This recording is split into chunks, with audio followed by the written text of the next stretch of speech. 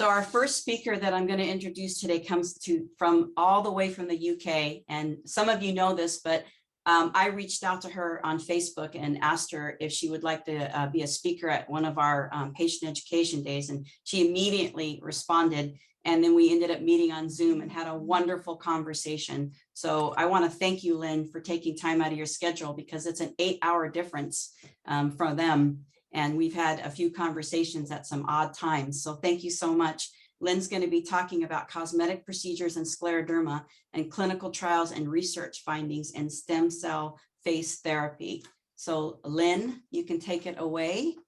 Yeah, thank you. So as I said, it's a pleasure to be here, and thank you so much for inviting me. So I thought I'd start off with a little bit about a bit of background about myself, a bit of history. Just ask if they can see the screen. Can you see the screen, everyone? Presentation. The presentation. Yes. Can you see it? You can. Okay. My story. So 20 years ago, I was diagnosed with scleroderma. At the time, I lived in London. So this is London. And life was going really well. I had a very good job. I lived right near the London Eye. I'm sure a lot of you are familiar with it. They were building it was the Millennium Wheel at the time. Yeah, now they call it the London Eye. And I actually lived right there. I saw them building it. And life was pretty good. I'm sure you recognize Big Ben, the London buses. In fact, I used to work around the corner from there. I was a model, part-time model, actually. And if some of you can see the one on the right-hand side, my fingers were straight and no sign of scleroderma because I didn't have scleroderma. I had a career. I was a successful businesswoman, was in the banking world. And life was pretty good, including my social life. Then I started to feel a little bit unwell and I knew something was off, but I couldn't quite put my finger on it, but I knew I wasn't well. GP sort of fobbed it off and eventually ended up at the Royal Free Hospital in London, which is the scleroderma expert center in the United Kingdom and for a lot of Europe. Then I got the diagnosis, Lynn, you have scleroderma. What is that? I sort of asked. I'm sure most of you who have scleroderma will understand.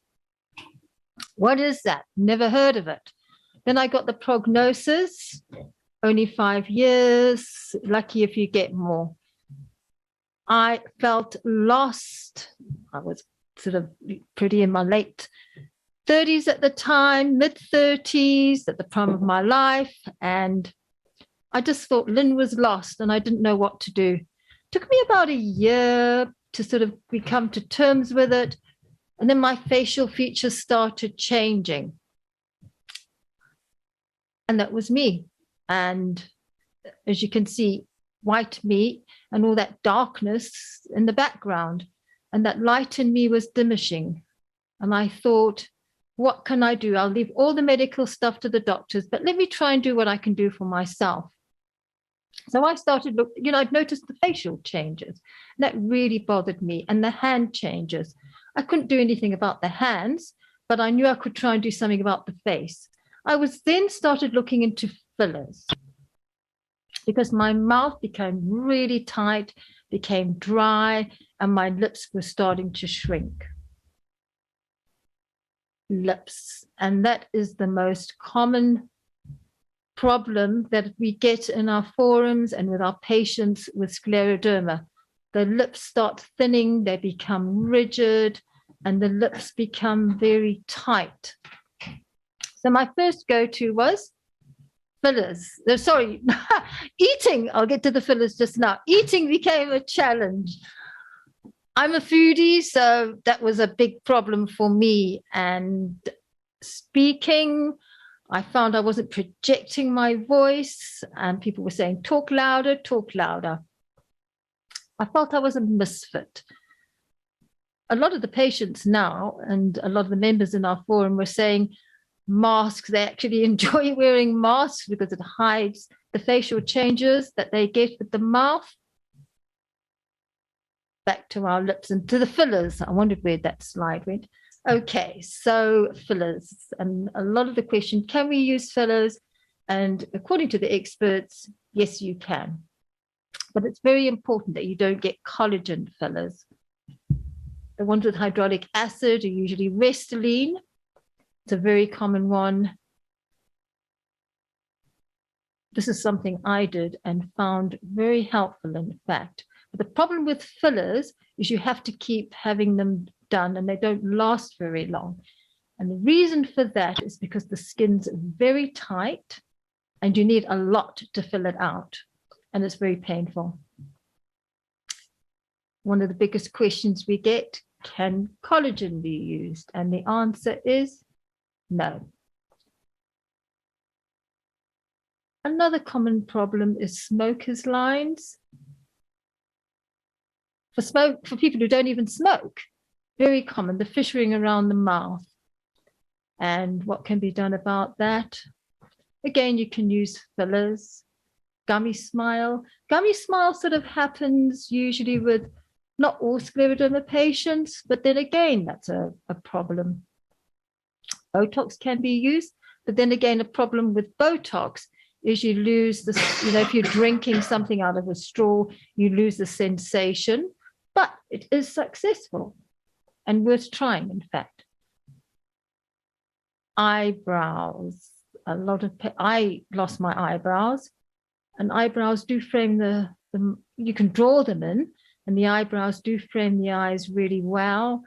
What are the options for eyebrows? You can have microblading.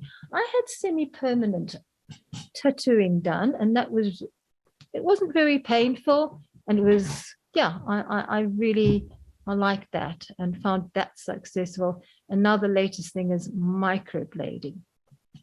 So these are all just a few things. I didn't experience all these things, but a lot of patients do. So then the other one is telangiectasia, the red spots that one gets on the face. These are the broken veins, like spider veins. Pulse laser dye treatment. That is the go-to, and we use that in the Royal Free in London. This is usually done by dermatology. What it does is sort of lessens the red marks, the lesions, even removes the marks. But then again, like anything, it comes back again, so it's not permanent. I've had it done often, and eventually over time it does fade.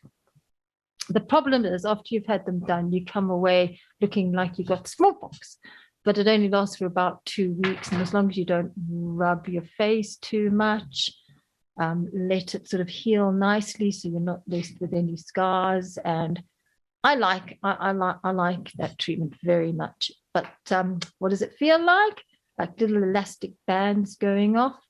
It's very quick, short. So yeah, it's definitely, or makeup. Nowadays you can get, that's me with makeup. We can do so much with makeup these days. And there's so many different brands out there. I highly recommend finding a good foundation. Okay, mouth function. Okay, yeah, this is a big one, because going to the dentist and the dentist can't get to the back of your teeth. Yeah, that's the dentist's never happy to see me, that's for sure. Well, now she does because I've had stem cells, but we'll come on to that later. We sent out some surveys and sorry, can everyone hear me? Yes.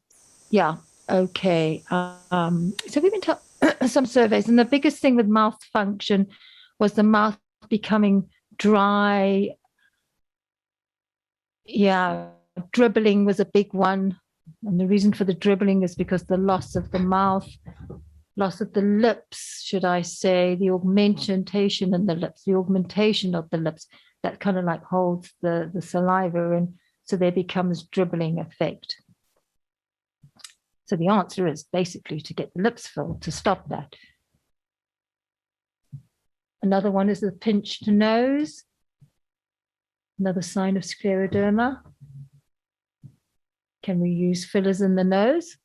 Questionable. Most cosmetic doctors don't like to use fillers in the nose because of the area.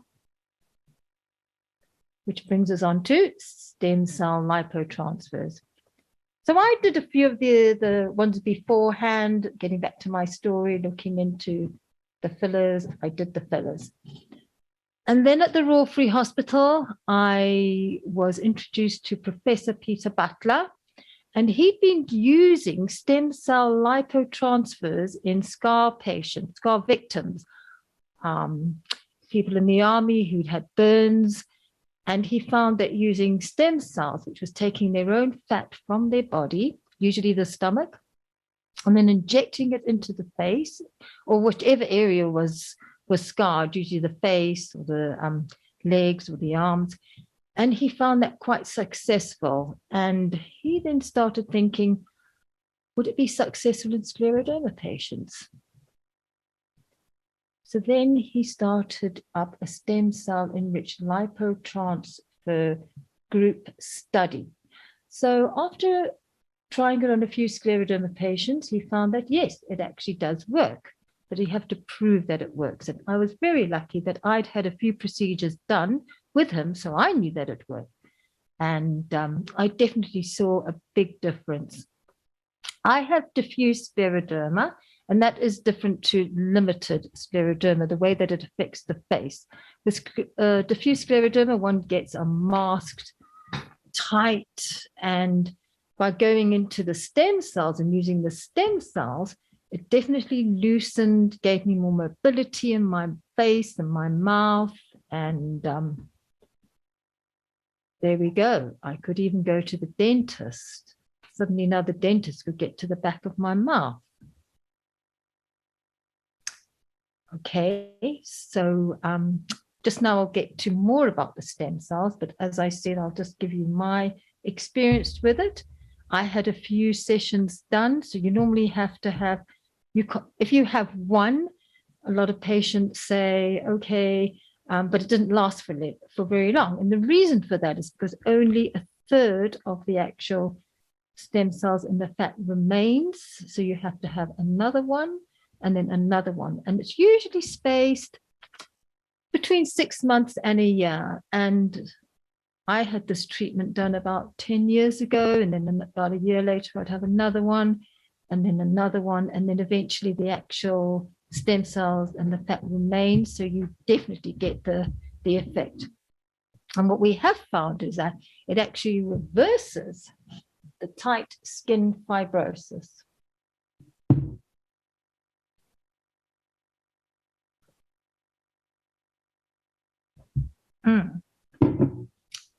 Okay, and pain. A lot of patients complain of pain from scleroderma, and they do find that these stem cells, which are injected into the face, by the way, it's done under general anesthetic. I forgot to mention that. So you're asleep, you don't feel it. It's done as a day patient, takes about an hour under general anesthetic, day patient, and then you go home. So came back to the study. Like I said, we know that it works, but now you have to prove that it works. So +1 study was started. And I was asked to be on the committee for this as a patient who had experience. So the scientists or the patients, whoever out there, if you go and Google this, you can go onto Google Scholar or PubMed and type in stem cell enriched lipotransfer reverses the effects of fibrosis in systemic sclerosis. And as you can, these are the authors of it. If you look down, you'll see Professor Peter Butler at the bottom, Chris Denton, who is our side of the pond, the scleroderma expert, Professor Chris Denton, and Professor Peter Butler. David Abrahams, Esther Hansen, who was the psychologist involved, Michelle Griffin, and Caroline Ryan. Those were the other scientists.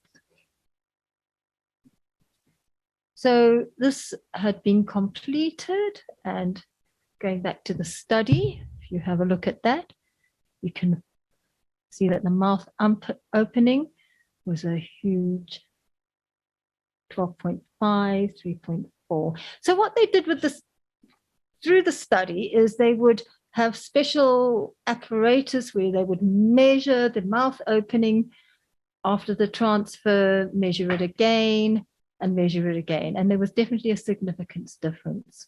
After they had, in a space of 18 months, they had 3 treatments.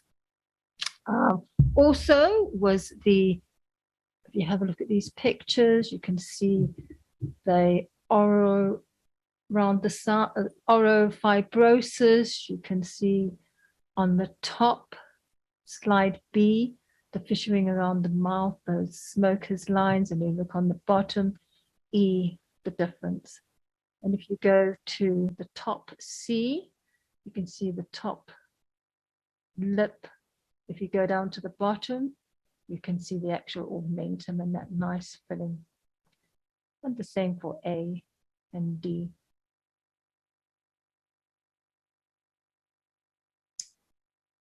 Scans were done. 3D scans were also performed of the nose, the cheeks, the chin, the lasionaval folds, which are the nose to mouth lines, the upper lip and the lower lip. And Professor Butler, he prefers to put less in the upper lip, he was saying. And the reason for that is because it can look very weird because the fat stays in the upper lip. The lower lip, he does tend to put more to balance it out. The conclusion. This study reports, right, I need to put my glasses, haha. This study reports an effective intervention that improves the effect of orofacial fibrosis in systemic sclerosis. Due to its complex pathogenesis and heterogeneity, the successful translation of the therapies for systemic sclerosis is a challenge. Successful treatment of systemic sclerosis is likely to require targeting a multiple biological pathways and mediators. Autologous stem cell, basically the fat, enriched lipo, the stem cells are basically in your fat, offers a potentially effective regenerative option to treat orofacial fibrosis and systemic sclerosis. And even with people on immunosuppressants, you can still have the procedure. It doesn't stop you. The trial showed an improvement in mouth function, as I said, psychological measures. There was a psychologist as well on the team. Definite improvement in quality of life and confidence, and volume augmentation and smoker's lines, reduction in smoker's lines, and volume augmentation in the lips, the cheeks, and the nose, getting back to the nose. In our series of 62 patients, there were 62 patients. There was only 1 case of infection, which is pretty good, on the recipient site, so where the stem cells were placed. Right, let me go back. Okay. So getting back to the study. So basically stem cells do work. Stem cell transfers to the face because it reverses the skin. And like I was saying, fillers, you can have fillers. Fillers are great. They don't really last that long in some patients. Some patients they do. According to Professor Butler, the reason for that is because with diffuse scleroderma, once the filler is put into the, let's say, for example, the nose to mouth lines, but the filler is supposed to push out on the skin to augment it. But what it does, it tends to go back in because everything is so tight. So it goes back into the body as opposed to out. So you need a lot of filler to eventually get that look. But it does work and you will eventually get that look. But you need a lot of filler and it doesn't really tend to last long. So it's great for short-term effect, but it doesn't reverse the skin fibrosis, which stem cells do. Okay, so I've got a Q&A at the end, so anybody who wants to know more about anything.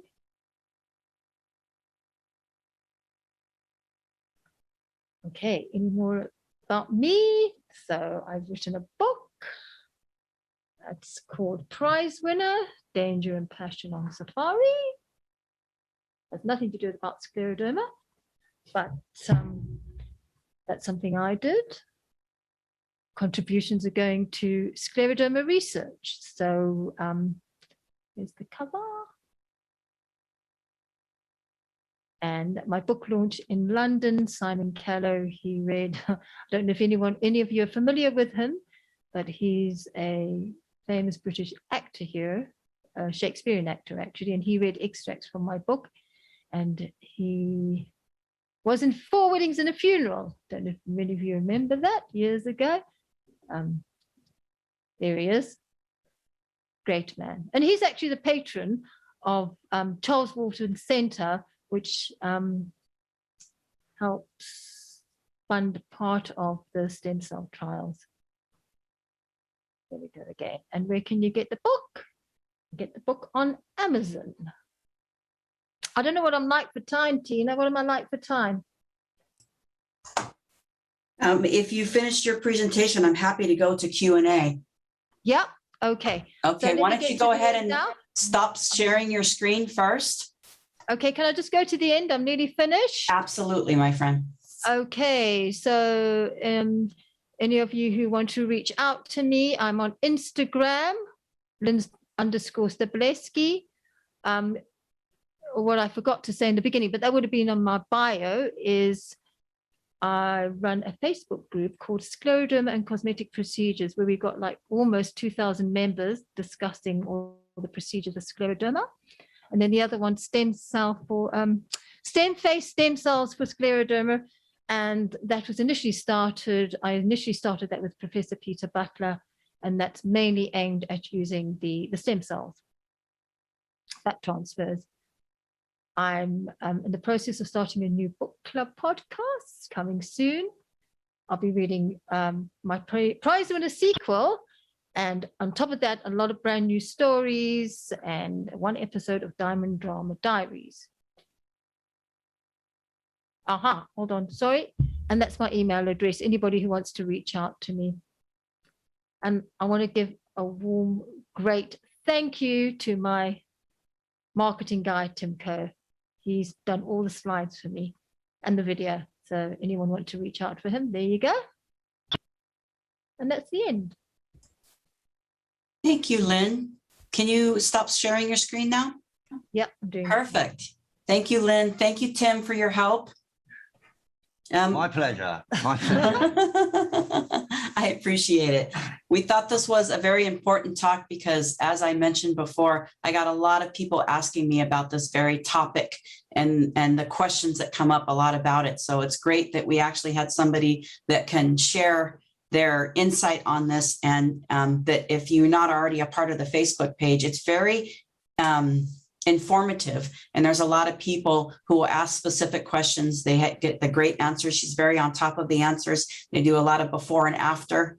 They talk about the safety of things, and I wish STEM face was being done here, but I'm hoping that as a result of what you're doing and sharing this information, that maybe at some point we can have some of the researchers looking into starting this clinical trial out here with the vetted information that is already being conducted by Dr. Butler in the UK. So thank you again, Lynn.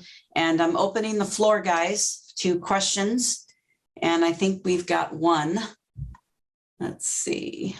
Bonnie asked, does NHS provide any of these cosmetic or restorative procedures free to everyone with scleroderma? Or if not, who queries, where do you have to go, and how long is the wait? Okay, very good question, and a common question. So when you were talking, are we talking about the stem cell transfers or fillers? Which one? Well, I think maybe even both, because she puts cosmetic or restorative procedures. Right, okay, so anything, okay, I'll start with the fillers. So anything to do with fillers, unfortunately, the NHS don't pay for that. That's something that one has to do privately. But I just wanted to say, if you do get fillers, always find someone that's familiar with scleroderma and obviously health profession. Don't just go, anywhere. That's very important. And so, though, those kind of things are not, the Botox is not covered on NHS, just privately. The stem cells, yes, of course, those are, but only at the Royal Free Hospital in London at the moment. And the way to get onto the trial, which is what we're using at the moment. So the way to get onto the trial is you have to be a patient at the Royal Free Hospital.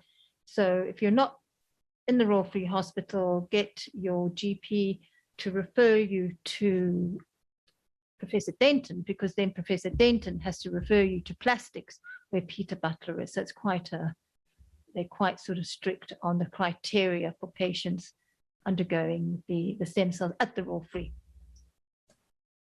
Thank you. I think that you and I were talking about this. A lot of people are confused about collagen and getting the fillers with the collagen versus having an overproduction of collagen with scleroderma. What's your take on that? Yeah, well, scleroderma makes too much collagen. So obviously we don't want to add more collagen. The whole idea is to kind of reverse collagen. So I have numerous times addressed this question to Professor Butler and Professor Denton. And the answer is no, definitely not collagen. The fillers to use are the hydraulic acid ones. For example, Juvederm, hydraulic. Yeah, and most of them are like that these days. None of them really have anything contradictive. Sculpture is contradictive. Don't use sculpture, but I haven't really seen that around currently. But yeah, you can't go wrong with Juvederm. Thank you. Or Restylane is a good one as well. Yeah. Thank you. You also had somebody tell you congratulations on your book. Oh, thank you. It's available on Amazon. And the foreword was done by Professor Dane Carroll Black, actually. Yeah. Thank you. Lucy says, did Royal help pay for procedure regarding stem cell? I mean, it was a clinical trial, so I would assume it was covered, correct? Yes, it is. It's part of the clinical trial. So that falls under the NHS. I'm assuming, Lucy, you're not familiar with the NHS. No. Probably not. Yeah, NHS is basically free healthcare that we get here in the UK. Yeah. Yes, and it's the same out here with clinical trials. One of the usually biggest benefits is getting a drug-free that most likely somebody wouldn't be able to afford, or if it's not FDA approved, they can't have it. And so with this research that's going on, Lynn, when do they believe that this will be something that will be open to the public and not just people in a clinical trial?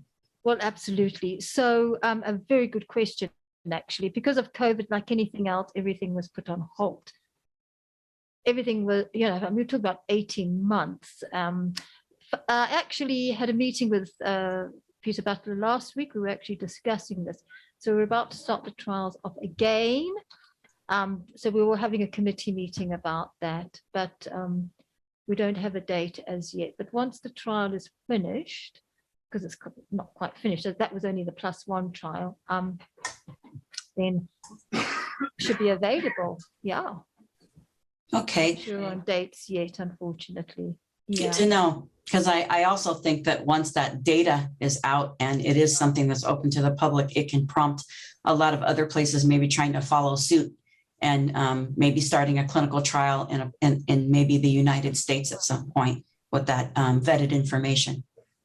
Exactly, and it's like anything to do with science. When you see that, and those were peer-reviewed studies. That was a peer-reviewed study. So once that happens, then people do, actually, yeah, it does work, and yeah. Great, thank you. Does anybody else have any thoughts on facial laser treatments? What type of what sort of laser we're talking about? Is that for the one for the pulse style laser? Anna, can you type in that, please? And while you're typing it, I have another question. There is a question about the clinical trial. Was it a controlled clinical trial? Yes, indeed. Yes. Okay, thank you. And is stem cell transfer for the face something to be avoided by those that have had stem cell transplant? Has anyone had a bad reaction? I'm not even sure if you can answer that because I'm sure Maybe it would. Yeah, I can't, and I can't really answer that because I'm not even sure if we've had any patients. I know that most clinical trials have eligibility criteria, and I don't know if that would be something that they specifically wrote in the trial. Lynn is also going to provide us with some of this information from the peer reviews, and we can see some of this information for ourselves and see what the inclusion exclusion criteria was for the trial, and perhaps that would have been something that they would or would not have considered for this specific trial. But I can actually ask the question. I definitely will, and especially with our next committee meeting when we get a date. But if you go and look at the trial, if you go to Google Scholar, PubMed, you can actually read the full trial there. I put it up earlier on the screen, the +1, where I was talking about. I can send you all the information, Tina. And absolutely. And when I do my recap, I will make sure everybody has that information too. And I appreciate that. Let's see. And then Anna says, I'm not sure, to reduce aging effects, CO2 laser maybe? I don't know. I've seen that this is a question on the group, quite common, and I'm not sure. I know what she's talking about. I don't know. Okay. Sorry, I can't answer that. Thank you. Okay, I think that's about it, my friend. Again, Lynn has been very open to sharing her contact information. If other people have questions, I'll also give you all the link for the Facebook page so you can keep up with it if that's something that you're interested in too. And not only Lynn, but others will be able to share their experiences.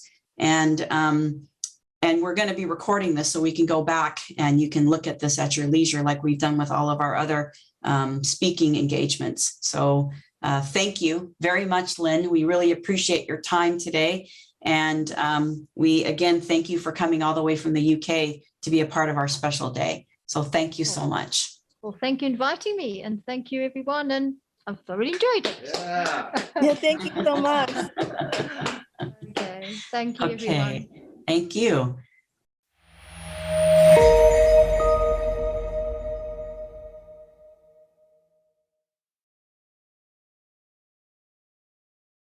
Good. So everybody, this is Dorinda Smith, and Dorinda is another person that I reached out to on Facebook after talking to a lovely lady from the functional medicine page that's one of the admins from one of our support groups, Leslie, and she told me this might be a great person for you all to talk to because she herself is living with scleroderma and has had some problems with other autoimmune diseases, hasn't done well integrating functional medicine into her daily living. So I sent her a message. I immediately got a response from her. And we also set up a meeting on Zoom and talked at length and really enjoyed what she had to bring to the table. And I really appreciated her explaining to me that functional medicine is something that you look into from healthy lifestyle and making a commitment to those changes and to integrate them into your current plan, and together trying to live your best life while living with an autoimmune disease.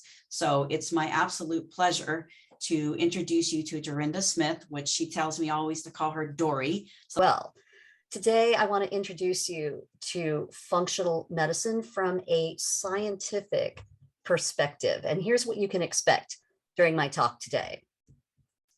For the first 10 minutes, we're going to go over my personal autoimmune disease reversal story. Then for the next 35 minutes or so, I'm going to give you that 35,000-foot overview of functional medicine. And I want to give you just enough to wet your whistle and show you the cutting edge science that's available for you today. And I'm going to be going pretty fast, so buckle your seatbelts, folks. Here we go. And again, my goal is to just pique your curiosity and spark interest in these scientifically proven truths. You can find many of your personal root causes of disease and correct them. You can slow and halt the progression of illness, and you can even reverse chronic illness to a great extent, reducing and even stopping your need for medications. You can become more optimally healthy at a cellular level and live a more vibrant life. And you can stand a better statistical chance of preventing future chronic illness. So the information that I'm going to give you today has the power to truly break your chains of suffering. And sharing the scientific truth about the future of healthcare is what is truly going to end our epidemic of chronic illness right now for our children, for our grandchildren, and for generations to come. So today, I get the huge blessing of bringing you hope and helping you take the next step to changing your health. So let's see what happened to me. I was 13 years into a career as an autoimmune disease research scientist of all things when I decided to get my own set of autoimmune diseases. Kind of a stupid decision, right? The truth be known, I had truly been suffering with chronic symptoms since I was about 12 years old.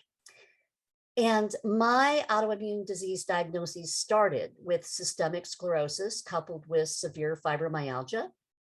And my disease progressed very quickly. It seemed that every time I went to the doctor, they were giving me another autoimmune diagnosis and lots of pharmaceuticals. I had IBD, which later became Crohn's disease. I had arthritis in most of my joints. I had polymyositis throughout my muscles, thyroiditis, which later became Hashimoto's, Addison's disease, which was a complication actually of the steroids and the pharmaceuticals that I was being given. And finally, I started developing lupus antibodies, and it felt like my body was absolutely failing. And I shortly became disabled, and I lost my career as a scientist. I lived on a cocktail of anywhere between 12 and 20 medications per day for nearly 15 years. And yet, I still developed more and more symptoms and became worse as the years dragged on. And of course, the conventional medical dogma that I was taught in my PhD program was that there was no cure. There just was no hope. But I had a very important reason to live. This is my baby granddaughter, Jana. And due to a family tragedy, I was raising her by myself, and there was no help for us, either physically or financially. And it was a struggle for many, many years. And we both suffered a lot of trauma due to my illness. And of course, my very worst fear the whole way through was that I would die and she would be left alone in foster care. And I honestly just couldn't bear that thought, but I felt totally helpless and powerless against this illness. It just took total control of my life. After all, I was incurable, or so they said.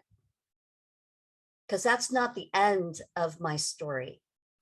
I received a miracle, an answer to prayer that was not just for me, but also for you too.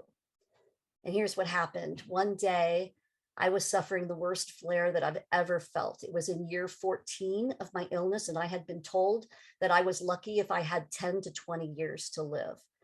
And this day, I was coming back from the restroom and I collapsed on my bedroom floor. And I was alone in the house, and I honestly thought that this was it, that this was my time to die. And I cried out to God for help. And I'm sorry if I get a little emotional.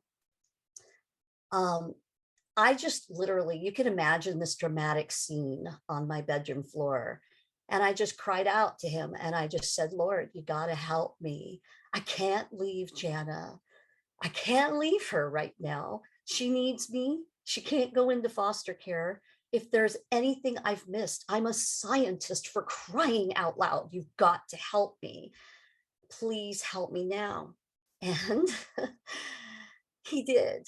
He immediately answered my prayer. He showed me the latest cutting edge science of personalized functional medicine in, of all things, a YouTube video. And it was filled with peer-reviewed research from Harvard and the top medical centers from around the world. This video changed my life. And today, this information can change yours too. Because what happened then is I got my geek on. I did what any good scientist would do. I did a full comprehensive literature review of the latest research on PubMed. Literally, I did this from my sickbed to find the truth. And, at first, I'm a typical skeptical scientist, but I found that the medical science was really exploding exponentially. The top medical centers around the world were discovering the underlying root causes of many of the chronic illness and autoimmune diseases. And there were respected institutions like Harvard, the Cleveland Clinic, the MIT, the Institute for Functional Medicine, and the list went on and on and on. I found Dr. Jeffrey Bland, the beloved father of functional medicine, and all of the scientific studies in his book, The Disease Delusion, which is a must read. And then it was game on. I found the top doctors in functional medicine, Dr. Mark Hyman, Dr. David Perlmutter, Jill Carnahan, Daniel Amen, and many, many others. And I started devouring their literature and I got busy. Through another miraculous event, I found a practitioner and a teacher from the Institute for Functional Medicine, and she was wonderful. She was willing to help me learn how to reverse and teach me the science, even on my meager Social Security disability income.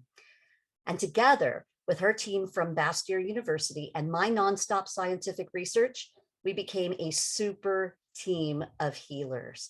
Now, it took over 2 years of investigating my root causes and correcting them one by one, but slowly, surely, I achieved my reversal. It was not a quick fix, and that's very important for you to understand. Quick fixes are not realistic. I had to make healthy nutrition and lifestyle changes and follow cutting-edge scientific protocols. And it was challenging, but I knew that the science was proven, and I knew that I was on the right path. And over time, I got better. And here's what happened. I transitioned off of all 20 pharmaceutical medications. My previously high scleroderma anti-centromeric ANA reduced dramatically to near normal. I corrected my thyroid, lowered my thyroglobulin antibodies to near normal, and reversed Hashimoto's. I reversed fatty liver disease. I found my genetic SNPs and corrected their genetic expression with diet and lifestyle. I corrected my gut dysbiosis and leaky gut and removed my overgrown pathogens. I removed my invisible infections, including mycoplasma and Klebsiella and Candida. I reversed my mitochondrial dysfunction and I got my energy back. I corrected my nutritional deficiencies and insulin resistance, and I did this while eating nutritious meals that I really enjoyed and came to prefer. And I corrected my adrenal cortisol production and reversed my sleep dysfunction. I corrected my hormones and reversed my brain fog, my emotional swings, and my anxiety. And I removed my lead, mercury, and other toxicities, and so much more. My pain specialist said, "You're a true miracle." My rheumatologist said, "It's remarkable. I could not diagnose you today with even one illness." I am now considered 95% reversed. My daily suffering with severe pain is virtually gone. My mood dramatically changed. I'm now thriving and living a life of hope and joy and purpose. I am no longer considered disabled. Woo! I have no limitations. I can worship at church, I can dance, I can exercise, I could drive and shop and cook. And best of all, I could take care of Jana like I always wanted to. Plus, I lost 100 pounds and I kept it off naturally, even though I eat really delicious meals until I'm full every day. And I want you to know that this is real hope. This is not just reversal of some symptoms. It's not just remission. This is true health optimization. I've corrected my cellular dysfunction by finding the underlying root causes. And I want you to know that you can do this too. And this is Jana and me now. She's much older now, and she's pretty excited to have her healthy grandma. Now, I am not the only one. In case you think this is just a miracle that was just happening for me, I'm not.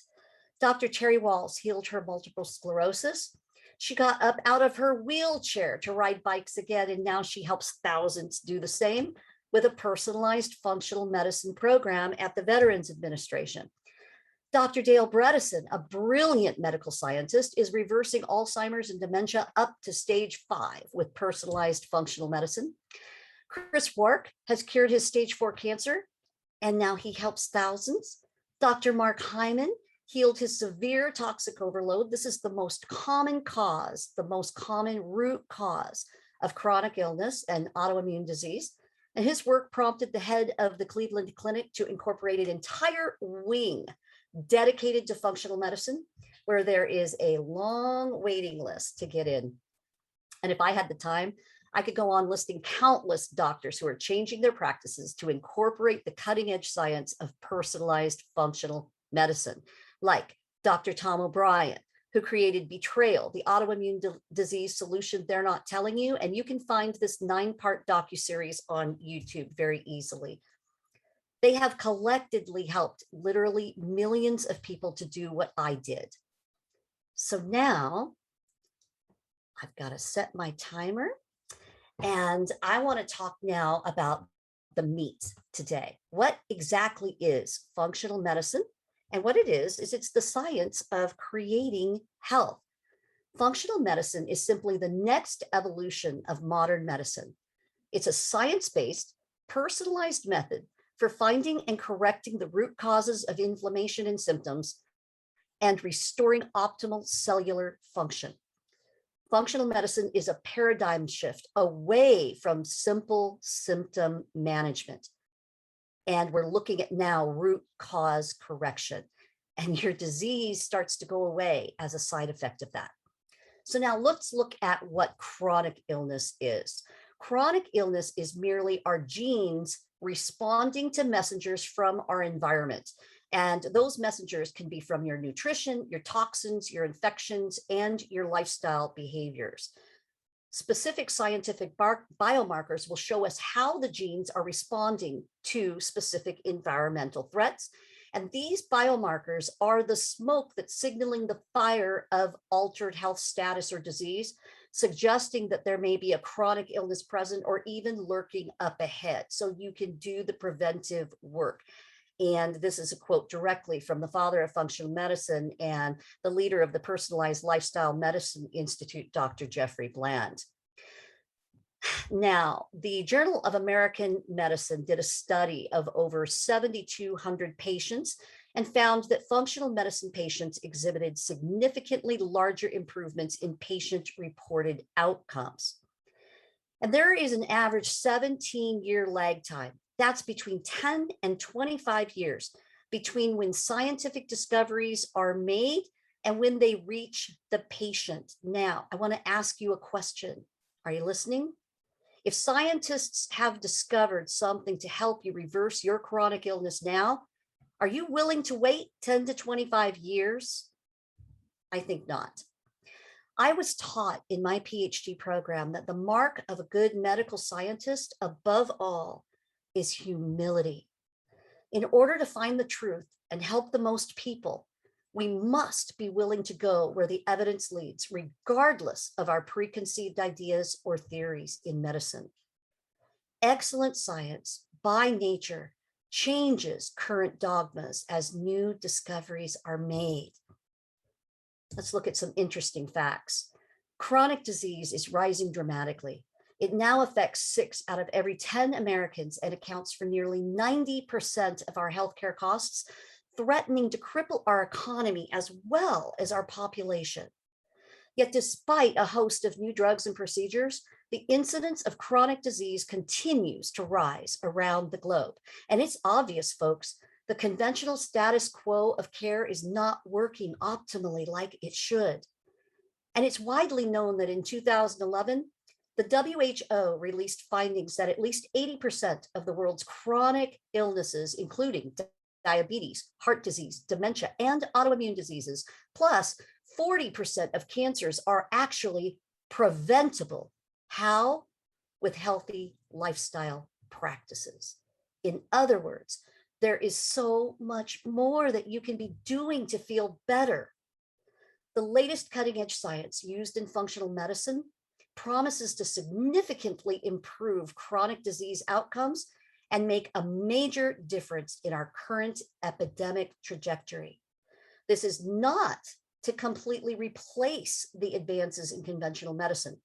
It's not just that, it is an enhancement. So by teaching patients how to optimize their cellular functioning, we reduce symptoms naturally and empower patients to dramatically better their health outcomes. So How do we use the new science to correct chronic illness? First, the latest science is clear. Nearly all disease symptoms studied to date are known to have a chronic inflammatory factor. In other words, I want you to hear me say this. If you have an ongoing symptom, it's because your immune system is very intelligent. Your immune system is detecting a problem, so it's creating inflammation to correct it. Functional medicine is a personalized systemic method for finding the underlying problem or problems with state-of-the-art testing. We find the underlying root causes of that chronic inflammation, and then we apply the protocols to correct the root causes. And it works because it's proven scientific discoveries working at the cellular and molecular level. It's a no-brainer, folks. Now, I want you to do your own research on this. Don't just believe me. There's been over 600,000 papers written in the top peer-reviewed scientific journals around the world, providing conclusive evidence that chronic inflammation is the main big deal. It's the cause of your tissue damage and therefore the cause of your symptoms. The evidence is now so overwhelming at this point that medical schools are finally starting to teach how to reverse chronic inflammation at the root cause level. And they're doing this through gut health rather than only using steroids and biologicals to damage the immune system and lower inflammation unnaturally. I want you to just go to PubMed, the main body of scientific research in the world, and you can see the evidence for yourself. As a scientist, this is where I live and geek out. And you can also visit two of my favorite sites and read the tons of science that's there. The Personalized Lifestyle Medicine Institute, that's the PLMI.org, and the Institute for Functional Medicine, the IFM.org. Now, at this point, I hope that you're wondering, I don't understand how all the symptoms can be caused by chronic inflammation. Then why are there so many different kinds of diseases if only one main reason is the cause? And so I want to tell you a quick story about genetics. It all starts with your genes. So in 2002, scientists around the world finished sequencing the entire human genome. And they made a truly groundbreaking discovery, and it was totally startling to the scientific community. It changed the way we think about disease. Your genes are not fixed in stone as the old dogma assumed. Your genes actually express differently from minute to minute, depending upon your environmental influences. So I want to oversimplify this for you. Scientists discovered that if the environment is one of chronic inflammation, then the genes will express proteins that cause illness. But if the cellular environment is anti-inflammatory and you have control over this, then the genes express proteins that create health and wellness. So you see, the reason why there are so many different kinds of chronic illnesses and autoimmune disease, all caused by chronic inflammation, is because everyone has different combination of genes and different environmental influences. You are genetically unique and your environmental influences are unique. So your disease is unique. No two scleroderma or SIRS or arthritis or Hashimoto's or cancer or heart disease or diabetes sufferers are the same, but they all suffer one main issue: chronic inflammation that is causing unhealthy gene expression. And if our genetic expression can be changed from moment to moment by our nutrition, our environmental toxic exposures, and our lifestyle behaviors, then we are not hardwired for disease. We are not incurable. We can change. So by now, you're probably wondering, well, okay, then what's causing my chronic inflammation? And bingo, that is exactly the right question that I want you to ask. So let's really simplify things down, okay? If you remember nothing else from this talk today, remember this: in order to be healthy, your number one job is to stop your chronic inflammation in its tracks. How? You've got to find the root causes of the inflammation. And remember what functional medicine is. It's a systematic method that uses the latest science to find and correct your root causes of inflammation and chronic symptoms. Okay, so now let's look at the currently proven root causes and how to find them. These are two very important papers, and I am going to explain them to you now. They're from Harvard University by Dr. Barabasi and Dr. Lascalzo of the Center for Complex Networks Research and the Department of Physics, of all things, and the Department of Medicine at Brigham and Women's Hospital. And here's how they describe the future of medicine. Now, this is going to be deep. You ready? Here we go. They say, currently, disease is defined on the basis of the principal organ system in which symptoms and signs are manifest, and in which gross anatomic pathology and histopathology or disease are correlated. Now, while quite useful in an earlier era, classifying disease in this way vastly overgeneralizes pathophenotypes, does not take into consideration susceptibility states or preclinical disease manifestations, and cannot be used to individualize disease diagnosis or therapy. Wow. They look to the future of medicine as a move from a field of simple associations in search of a cure for each disease to one that recognizes the power of molecular networks and systems upon which human biology is based. And I know that was a lot to digest, folks, but let me just tell you, this is a big aha and duh statement. Okay, so now I want to break this down a little bit for you. What are these molecular networks and systems? And more importantly, can we find our root causes of disease here? And the big answer is yes. So let's look at these in functional medicine. And remember that this is where we find our root causes of chronic inflammation. And remember, it's the chronic inflammation that is implicated in nearly all symptoms. So quickly, it's assimilation, which has to do with your digestion and your absorption and your microbiome, basically your gut health. Defense and repair, which is your immunity and inflammation. Your structural integrity, which is not just your bones and joints, but also the subcellular membranes. Your energy, which has to do with your mitochondria. Your communication, which has to do with your neurotransmitters and your immune cytokines and messengers. Your biotransformation and elimination, which has to do with your ability to detox. And most people with chronic illness and autoimmune disease, we just don't do that very well. It's a major problem. And transport, which has to do with your cardiovascular and your lymphatic system. And of course, with functional medicine, what we're doing is we're incorporating everything together. You are a holistic being. We need to look at your mental health, your emotional health, your spiritual health. We need to look at your antecedents or your genetics, the specific triggering events in your life, the mediators and perpetuators that make the disease continue to cause that chronic inflammation. And we're also looking at things that you can do that we call our non-negotiables, which are things like sleep and relaxation, exercise and movement, nutrition, stress, and your relationships. So at this point, most people are usually wondering, well, what are some of the specific root causes that might be causing my chronic inflammation? So let's look at those. They start with genetic mutations, things like the MTHFR, the DAO, GSTP1, NAT2, etc. These are leading to poor methylation, poor detoxability, poor nutrient assimilation, insulin resistance, and lots of other things.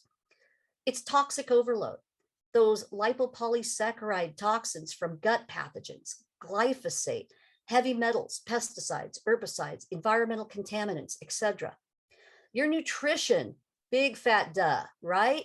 Non-organic foods causing daily toxic overload and gut dysbiosis, specific nutrient deficiencies from poor diet practices, overindulgence in inflammatory foods like sugar, gluten, dairy, preservatives, chemicals, etc. Gut dysbiosis, diminished probiotic diversity from antibiotic use and poor nutrition, from toxins, overgrowth of gut pathogens like bacteria, yeast, protozoa, parasites, insulin resistance, malabsorption, gut inflammation, etc.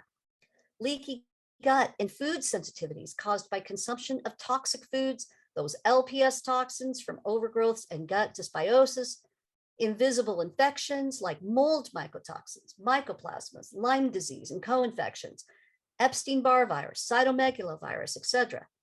And let's not forget this parasympathetic dominance. That's your fight and flight that we constantly live in from poor stress management. And there is so much more. Now, this is very important. If you're starting to glaze over at this point, I want you to hear me say this.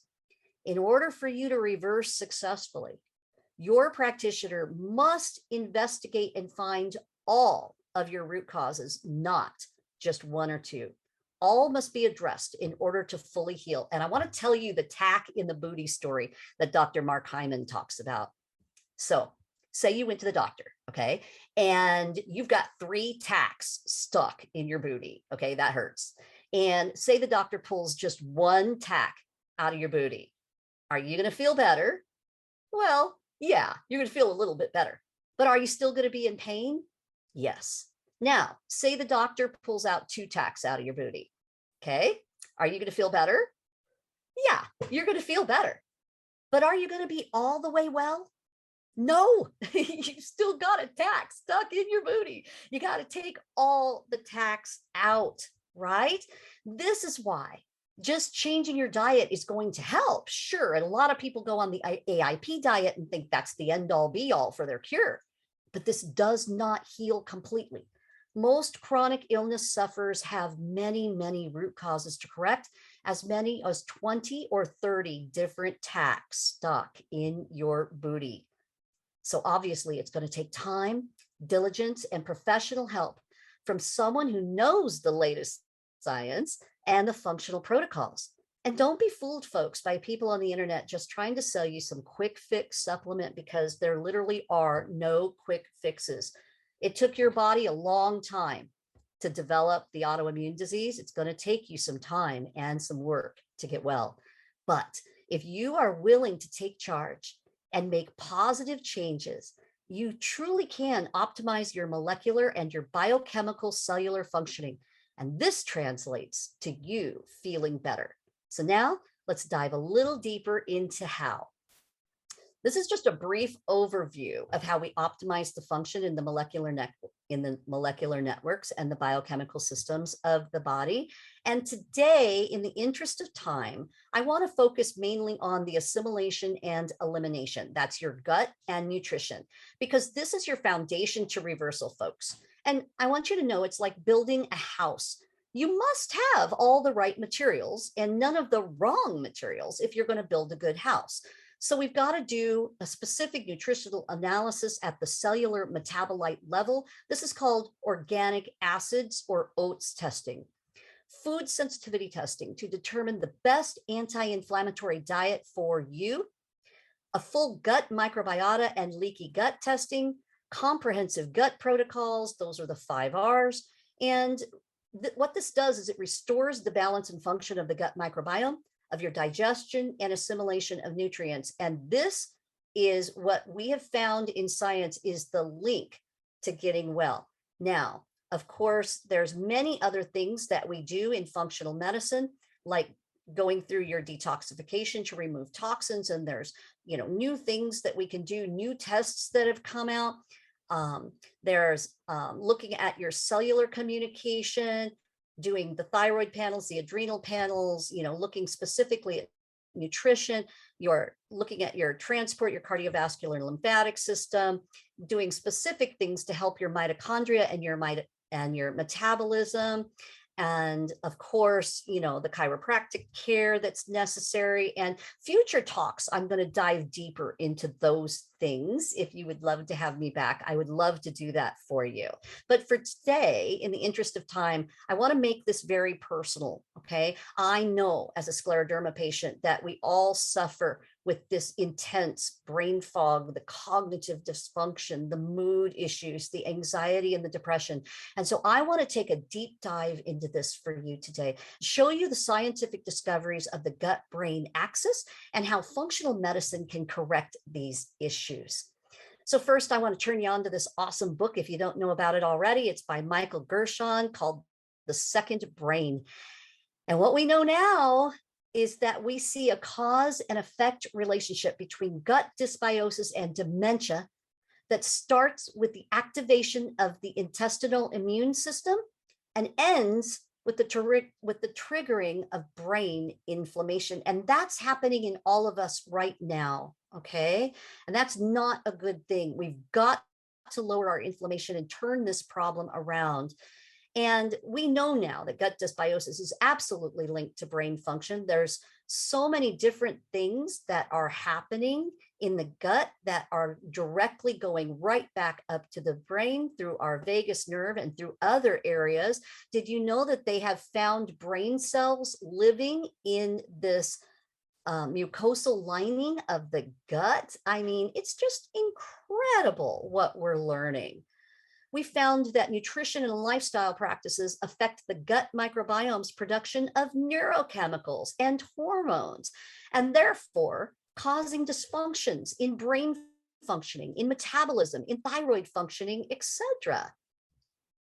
We know that neurologic disorders are associated with gut dysbiosis, and we've even found that in mouse models now, we can change the gut microbiome and actually reverse the disease states. And these are not little diseases, folks. These are some of the worst, like schizophrenia, Alzheimer's disease, Huntington disease, Parkinson's, which is the worst autoimmune disease that there is, on and on and on. This is very exciting news. We know that if you have a leaky gut, you have a leaky brain.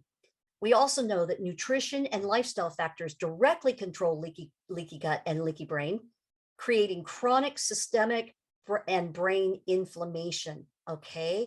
So we've got to teach you how to get a handle of this inflammation.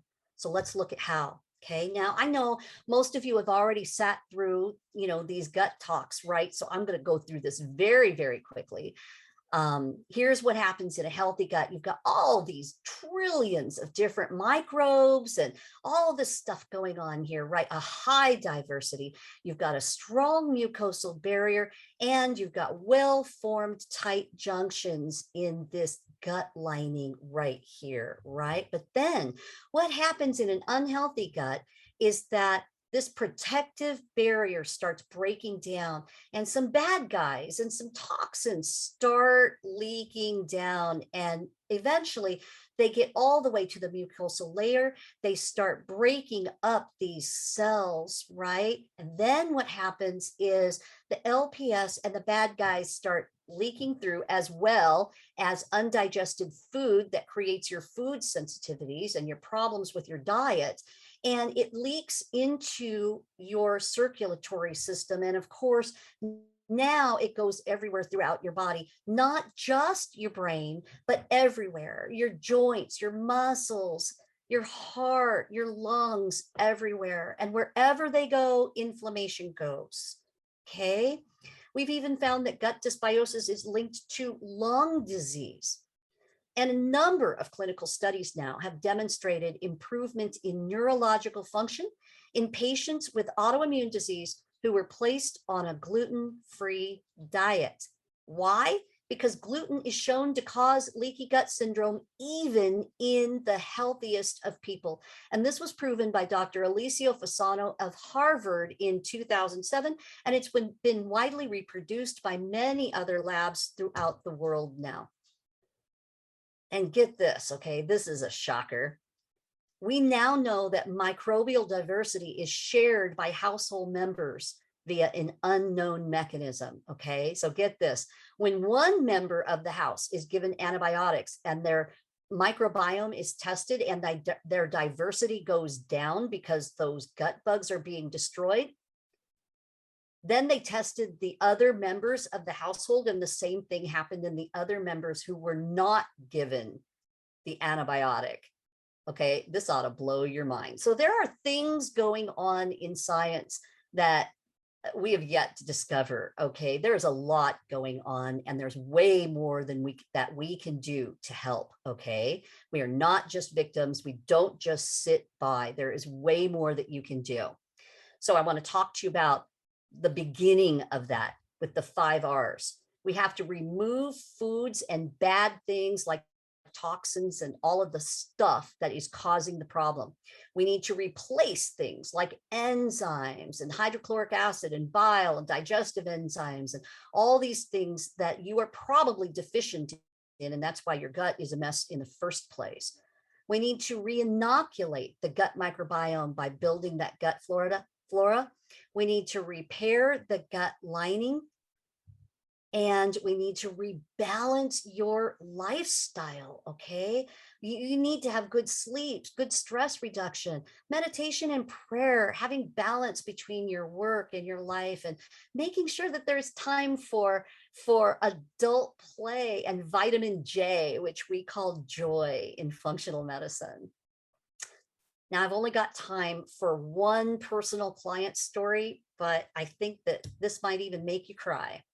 I had a 16-year-old female patient with episodes of sudden onset of psychosis with severe paranoia, manic behavior, and delusional thinking. Okay, this is as worse as it can get with the gut-brain axis, folks.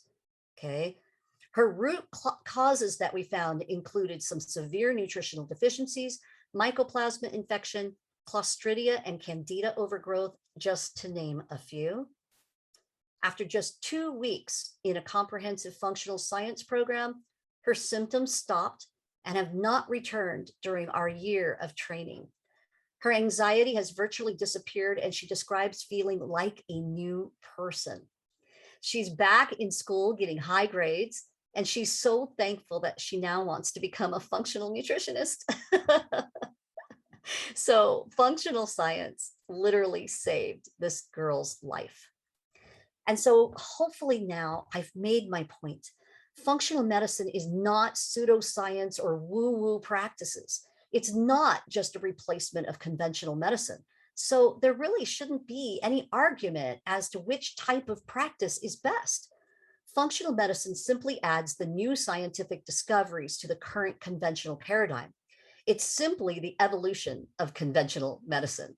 So conventional and functional practitioners can now be on the same team, bringing better health outcomes for the patients. Further, Medicare as well as top insurance companies are now covering the new functional science testing. Yeah, because it's going to save them a lot of money if people can prevent and reverse, right? So more and more doctors are also including the science into their practices. They're finding that less medications are necessary. In turn, this gives less side effects for the patient and less cellular dysfunction. So by focusing the patient to take control of their own health, you're now in a much better psychological position. Rather than being a victim of your incurable diagnosis, you are now empowered to make positive health changes that truly make a huge difference in your life. In short, functional medicine helps conventional medicine work more efficiently and involves the patient in their own responsible healthcare with much better outcomes. So, if you're a person with chronic illness or autoimmune disease, and you have not yet added a comprehensive functional science program to your healthcare regimen, if you are not diligently working daily on applying the latest science to your health routine, then you're truly missing out on an entire body of scientific evidence that could not only help you feel better, but can absolutely change your life, just like it did mine. And the truth is, your body is a remarkable healing machine. As an immunotoxicologist, I can tell you firsthand that the science that we're discovering is totally mind-blowing. And what I've shown you today is just the very, very tip of the iceberg. And it's your immune system's sole purpose to heal you and keep you healthy. And here's a shocker. Your gut health controls your entire immune system and the rest of your bodily systems as well. So it boils down to this. If you just learn how to give your body everything that it needs to function and take away all the junk that's harming it, your health absolutely will improve. It can't help but improve. And if you'd like to learn more, one of the best weekly programs out there is called The Doctor's Pharmacy by Dr. Mark Hyman on YouTube. Dr. Hyman interviews the top doctors and scientists and shares their patients' healing stories every week. And you're going to love this. So the truth is, the science is real. Personalized functional medicine works for just about everyone. That is, everyone who is willing to make important, healthy changes in their lifestyle. So how about you? Are you willing? I'd like to invite you to join the millions who are taking back their health, and let's all be healthy rebels together. And I want to thank you, Christina, for helping to spread the scientific truth. You truly can feel better. And if you'd like more information about what we do and our scientifically based health programs here, you can just go to go.truewellnesstoday.net, or you can also go over to my Facebook group. It's at Heal Autoimmune Disease Now. Thank you. Thank you, Dorinda. You're welcome. A lot Thank of you. information. A lot of information. Okay, everybody can start typing in their questions in the chat box, and I will start reading them out to Dorinda. Let's see. Can you give us a reading list as well as guidance towards learning our genetics? A reading list? Oh my goodness. Okay, so that's what a good functional health program does for you. Okay. It actually tests your genetics, your full genetics. And we use a company called 3x4 Genetics. You have to have this done through a practitioner. It's not one of those, fly by night little things you can do at home. But we test your full genetics, and then we teach you how to apply the nutritional changes, the lifestyle practices, and the supplement changes that need to mitigate those genetic predispositions. Oh, and also I've got a list of resources that we're sending out to everyone after the talk. Thank you. And I will include that in my recap when I send it out to everybody that registered. Thank you. How can we figure out how to manage their effects? I've had somewhat the same experience with AIP, diet, and exercise, but would like to have more depth, full knowledge. I have morphia and lichen sclerosis. Yeah, okay. This is what a comprehensive functional program does for you.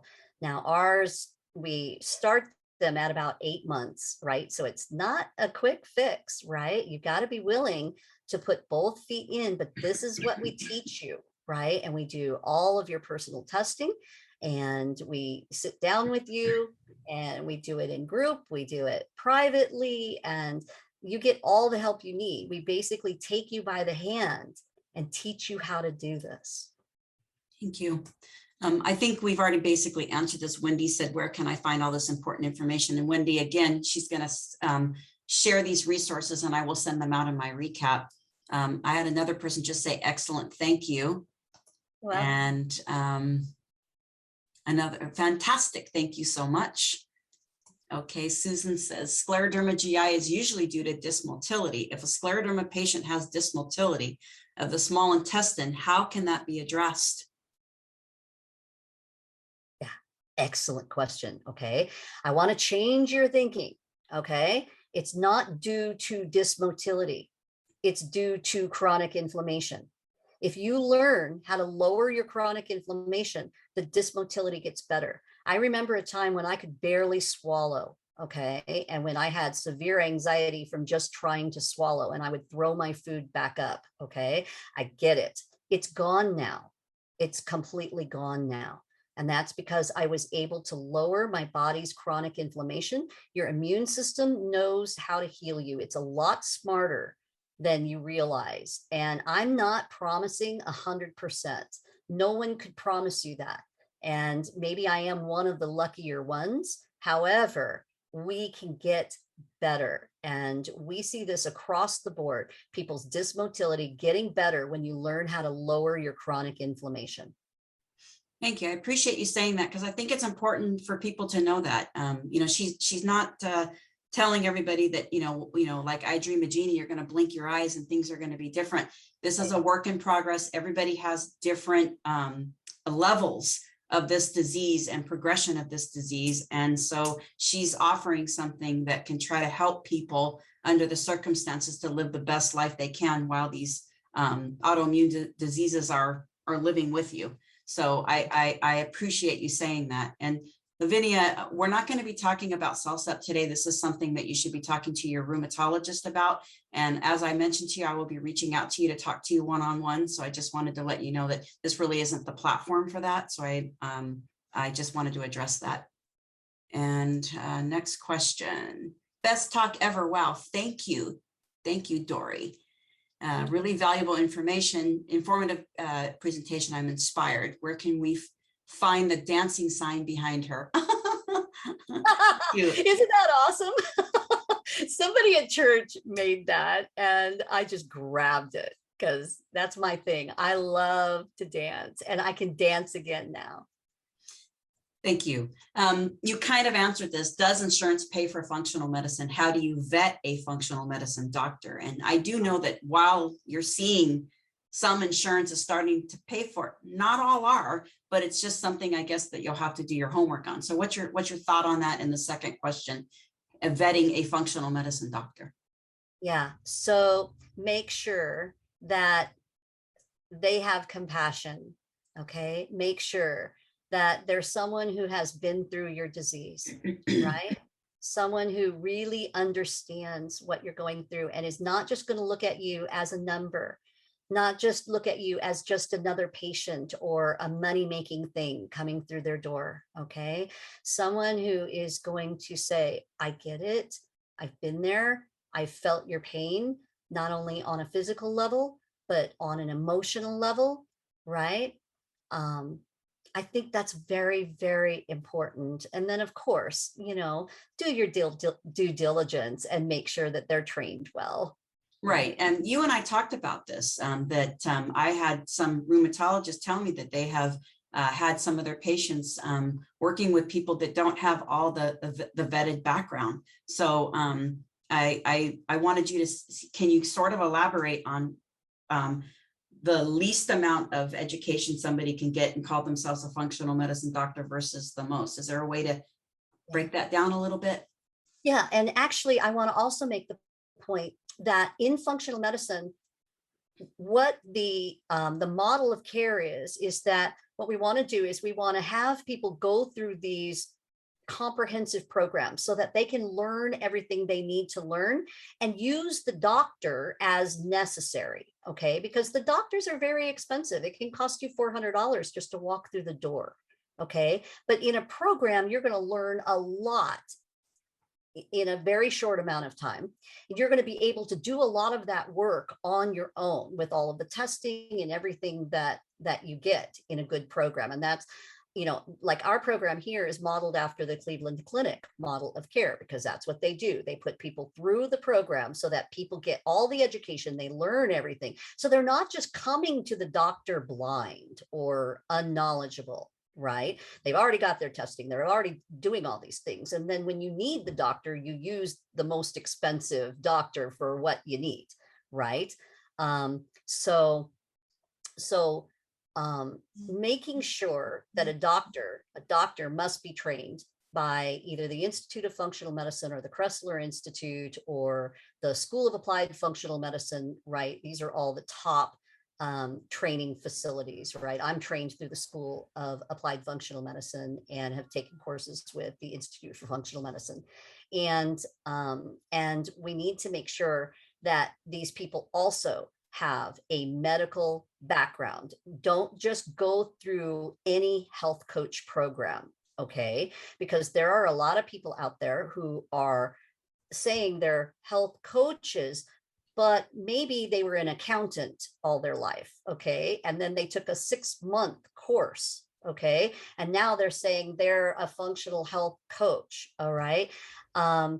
you need someone with a medical background, someone who really understands all the testing, who understands the molecular biochemistry, who gets it, right? Thank you. I appreciate you saying that.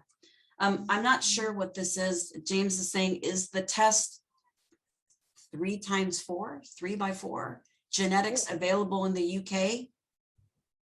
Yes, it's right? available. Yes, it's 3x4 genetics. Thanks, sorry. Yeah, it's available everywhere. But you do have to have a practitioner order it for you and then give you the test results. So we're happy to do that here for you. Penny asks, what is the cost of your program and does Kaiser cover this? Penny, I can probably tell you right now, Kaiser, no. The other part I'll let Dorinda, I don't want to go into detail on this. I think that should be something that should be talked about a little after, but I know it can get costly and people need to understand that their insurance doesn't cover this. And I think that's one of the biggest struggles for people is having to come out of pocket for some of these things. And so if you know, do you work on individualized care and do you take into consideration what might be coming out of somebody's pocket?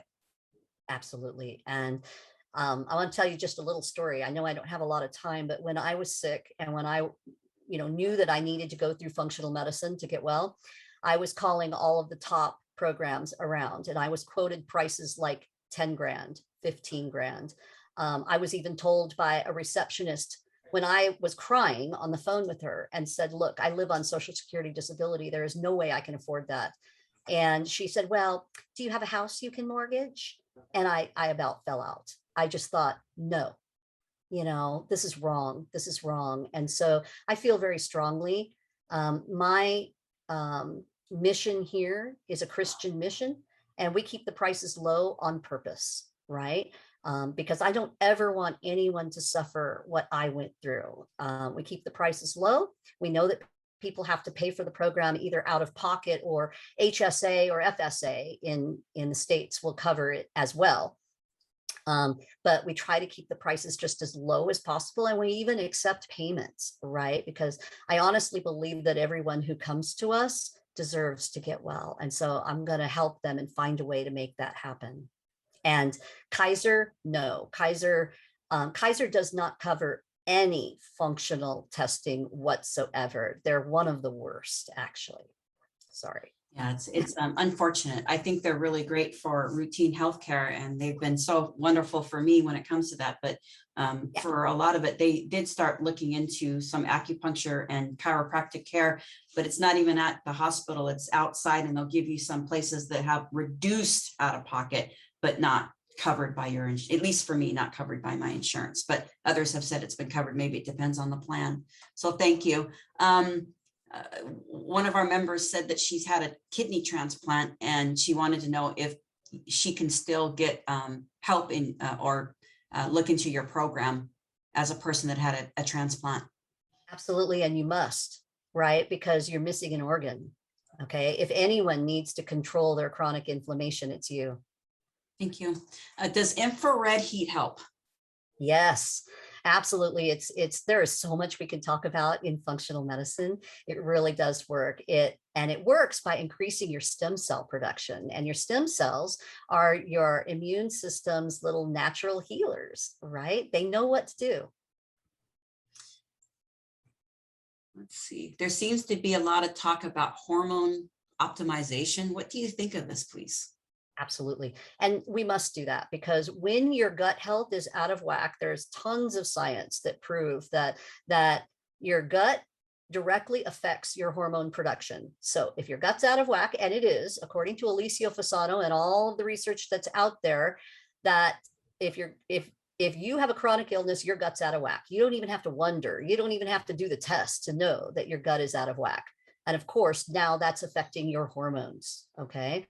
So yeah, we need to do the hormone replacement therapies in the beginning of treatment if people need that, right? If they feel they need it. But then again, that hormone replacement therapy is literally a Band-Aid to help you feel better while you're working on the underlying root causes of your gut health. That's where it's at. You got to get down to the root causes and fix those. And those can take time. So in the meantime, you do some HRT therapy, help people to feel better. get everything a little bit balanced. And then as the gut balances, the hormones naturally balance, and then you can go off of that therapy. Thank you. Does myofascial release help? Absolutely. Yes. Oh my gosh. Yes. What's your thoughts on probiotics used daily? Are they helpful? Absolutely. And there is some awesome new science coming out, and this might gross you out, but about fecal transplants. And we know that the healthiest people in the world who don't even have a name for autoimmune diseases or heart disease or Alzheimer's are the people that have the healthiest gut microbiome. They have the largest diversity, and they're people who live naturally in the wild, like people in Africa and in certain tribes in Australia, right? And what scientists are doing now is they're taking their poop and they're feeding it to people who are sick, and people get amazingly well from that. And they're even using it in conventional medicine. They're doing fecal transplants for C. diff and just completely curing C. diff. Right. So this is some of the awesome science that's coming down the line. Yes, you need probiotics, but not only probiotics, you need the food that feeds the probiotics. You can't just take a probiotic and expect to get well. You really have to change your nutrition. You have to change your lifestyle practices. You have to make sure that you put those bugs into a gut that is healthier so they can actually survive and live. Thank you. I had some family talking in the background there, and my dog barking. Let's see here. Oh, by the way, MFR is myofascial release, Miriam. Oh, thank you, Roberta. Oh, Susan. What type of massage is best for us? I kind of think that all depends on the person and what you're going through and your health and your bones.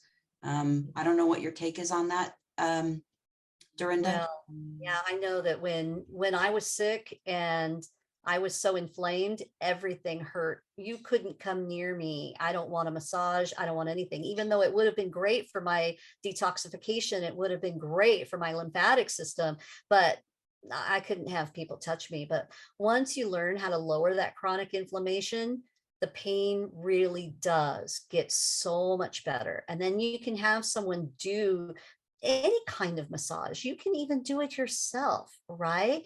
Just rubbing. It's just wonderful. Just even a little bit of movement is good for your lymphatic system. That helps you detox, which helps you get better. Thank you. We're running out of time, so we're going to finish now. You're going to give everybody information of how to reach you. If anybody has additional questions, I'll give this last one. Is sweating considered detox? Yes, as a matter of fact, it's one of the best scientifically found methods for detoxing. So get in that sauna if you can handle it. Just be careful the more you detox. If you're not, this is why people get into trouble online, because they go and they buy this detox kit, or they buy a sauna and they think, I'm going to sit in it for a whole hour. And what happens? You release a lot of toxins from your tissues, but they have no place to go. And so they recirculate. And why? Because you're not pooping. Your lymphatic system isn't working right? You're not detoxing properly. You're not drinking enough water. You don't have good nutrition, right? And so what happens is it just makes people sick. It just recirculates and makes you feel even worse, right? Redeposits back into your tissues again. So you want to be careful. Work with a professional, folks. Don't think that you can just do this on your own, okay? This is biochemistry. It's medicine. It's difficult. Invest in your health. Get someone who can help you, to walk you through and take you by the hand and help you do this.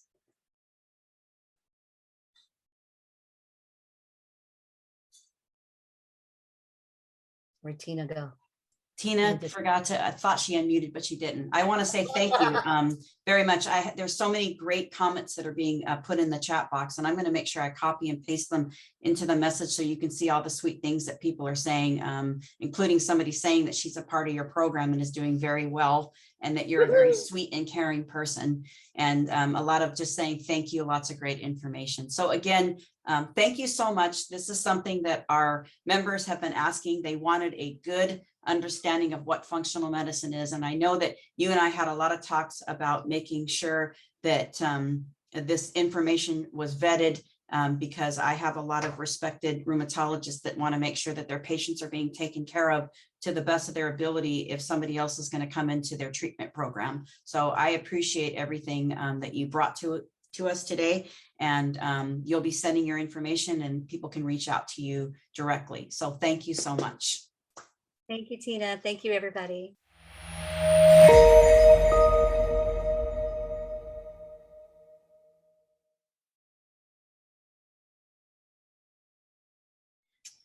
Okay. So this was a very important talk today, and I couldn't think of a better person than Elaine Furst. And she's heard me say this a billion times. I'm going to say it to you. I sound like I'm from Jersey or something, and she sounds like she's about to put everybody to sleep with a lullaby with this sweet voice. And I couldn't think of a better person to give this talk and do the interviews. On a personal note, Elaine has been so wonderful helping out the foundation for years and always being there for people on the sidelines to talk whenever they need somebody, going to support group meetings, speaking at support group meetings, speaking at patient education days, as well as national events. And she has covered so many topics for us. And when I called and asked her about this, she's done some talks that are specific to things, but I asked her if she would go out of her way to make this more specific to couples. And so she rearranged and put things together specifically for this talk and took time out of her very busy schedule while constantly on the set. And so I just want you to know how much we appreciate you and we love you. So thank you so much, Elaine. My pleasure. Thank Always. you. She's going to be talking about what I say, scleroderma, the third wheel in your relationship, one that none of us want. It's that uninvited guest. And she's going to do a great job talking about it. And when she's done, we are going to interview some awesome couples that I hold very dear to my heart that are going to share their thoughts with you. So thank you, Elaine. Take it away. Thank you very much for inviting me. It's a pleasure to always be with you. And I went through the gallery and saw some faces that I recognize and some faces that I don't. And I want to tell you that I really miss you. I miss being with you face to face at these education days. And I'm hoping against hope that we can be together next year. So I am going to talk about the third wheel in your relationship. Next. Here's what we're going to talk about today. First of all, we have to define what a healthy relationship is. What does it look like? What are the goals? What happens to relationships when there's a crisis? There are responses by the individuals and responses by your family.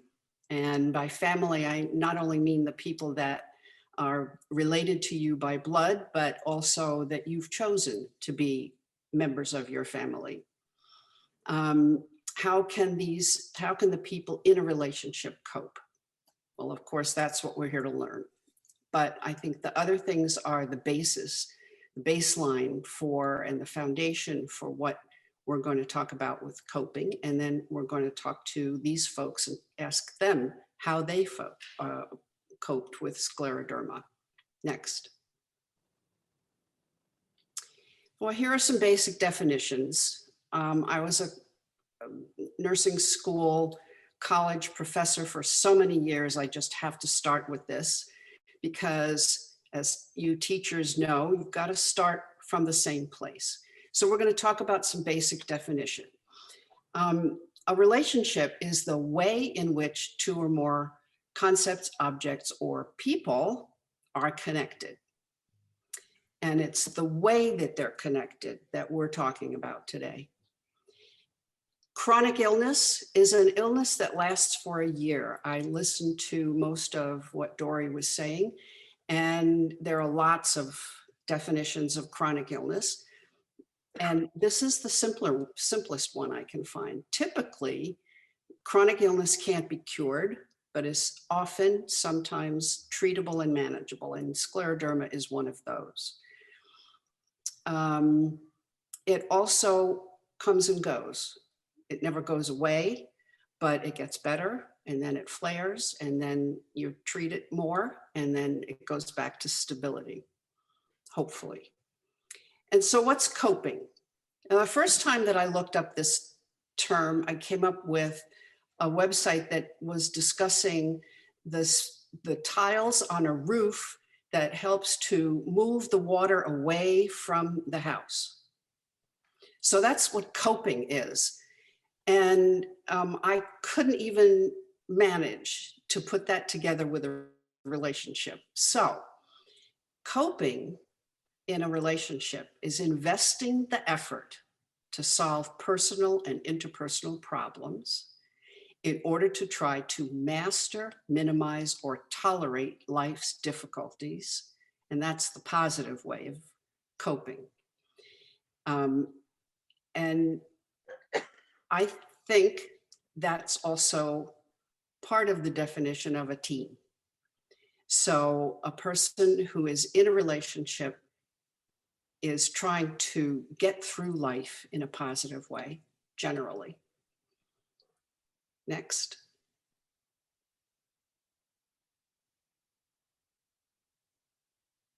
Next. Thank you. And, oh, no, back one. Thank you. I really love Virginia Satir's, who was a great proponent of and inventor, actually, of family therapy, that a family is like a mobile. And that includes your friends that you've invited into a family and so forth, because of the multiple connections. So you can see that if I press a fish on the fish mobile, all the other fish are going to respond as well. And so even if a person in the family seems to withdraw from the difficulties of living with scleroderma, the person who doesn't have scleroderma sometimes withdraws from doing more, sometimes will not come to education days because he or she doesn't want to hear the bad news or whatever. That person is also affected by scleroderma and is one of the fish.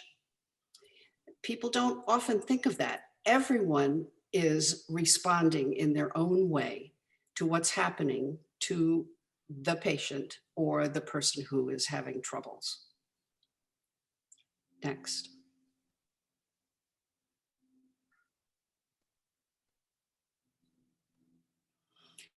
Okay, the goals and measures of a healthy relationship. Now, so what does this relationship look like? Well, I think it looks like pizza, but that's because I'm a little hungry right now.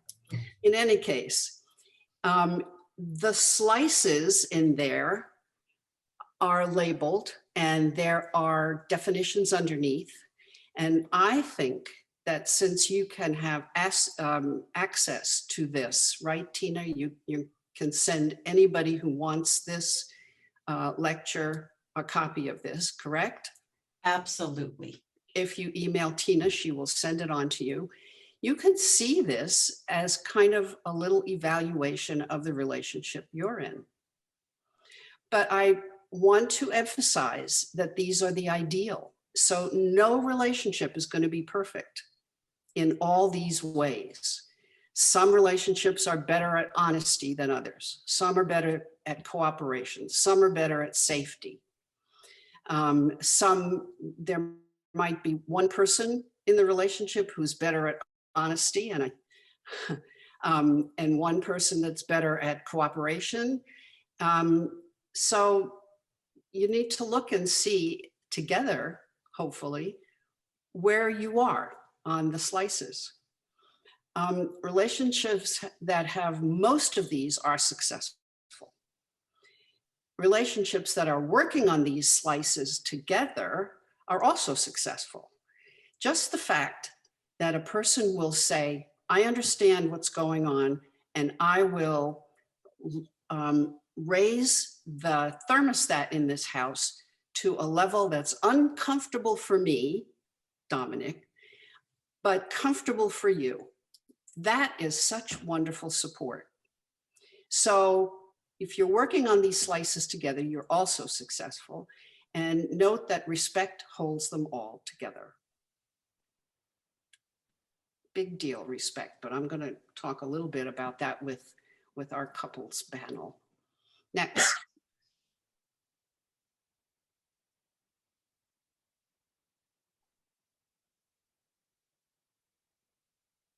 Thank you. And here's another way to look at it. I just put in what's a healthy relationship look like to Google, because I love Google. And I came up with something from student insurance company Luremark. It is talking about some more measures of what a healthy relationship looks like. Now, it's not a pizza, but it does talk about how you feel safe at saying no,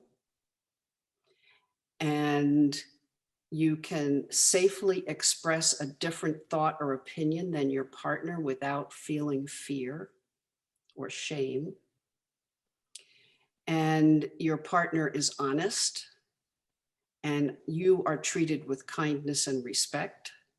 So you can see how this is a basic template for what a relationship ought to be.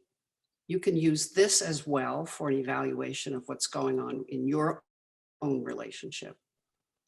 And I want to tell you that every relationship has to go through tough times. That's life. And every relationship should be evaluated every so often. Like, how do you like me now? What is it that annoyed you about what we were doing last week? You didn't tell me anything about that. What's going on?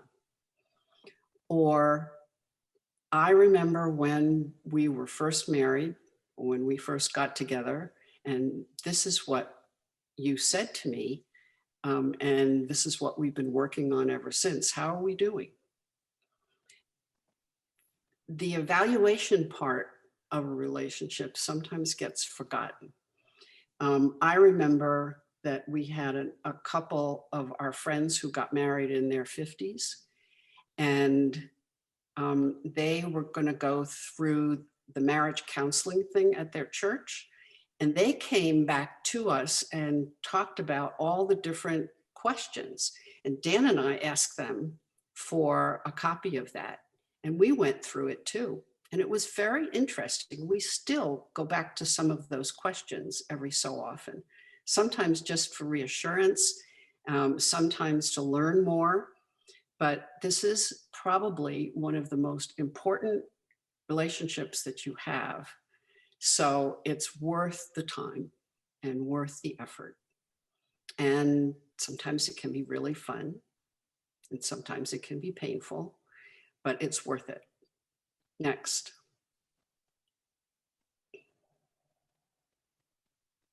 Thank you. Now, I've gone through this before on my coping lecture, so I put that in here because the concerns of people in a relationship with scleroderma, because that is the third wheel on your bicycle. So we divided the concerns of the patient, the concerns of the significant other, and they come from research that's been done. And also I've added things that people have told me in our groups.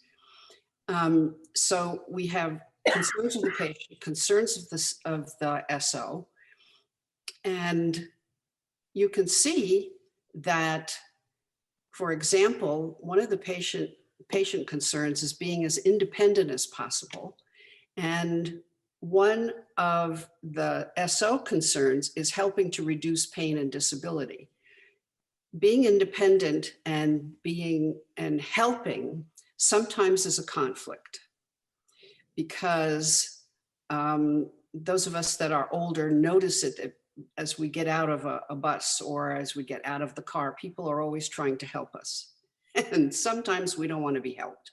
Sometimes we can do it ourselves, and we have to tell other people when and no and so on. So if you look at the things that are the same here, these are alphabetized. Financial concerns are in both columns. Maintaining roles and status in the family and daily life is very important to feelings of independence. Maintaining the relationship and family roles as they were is somewhat the same. And that means that the SO wants the relationship and the roles to be the same. And sometimes that can't happen. It's very difficult to cook with scleroderma hands. There needs to be a lot of accommodation. Autoimmune diseases make people tired.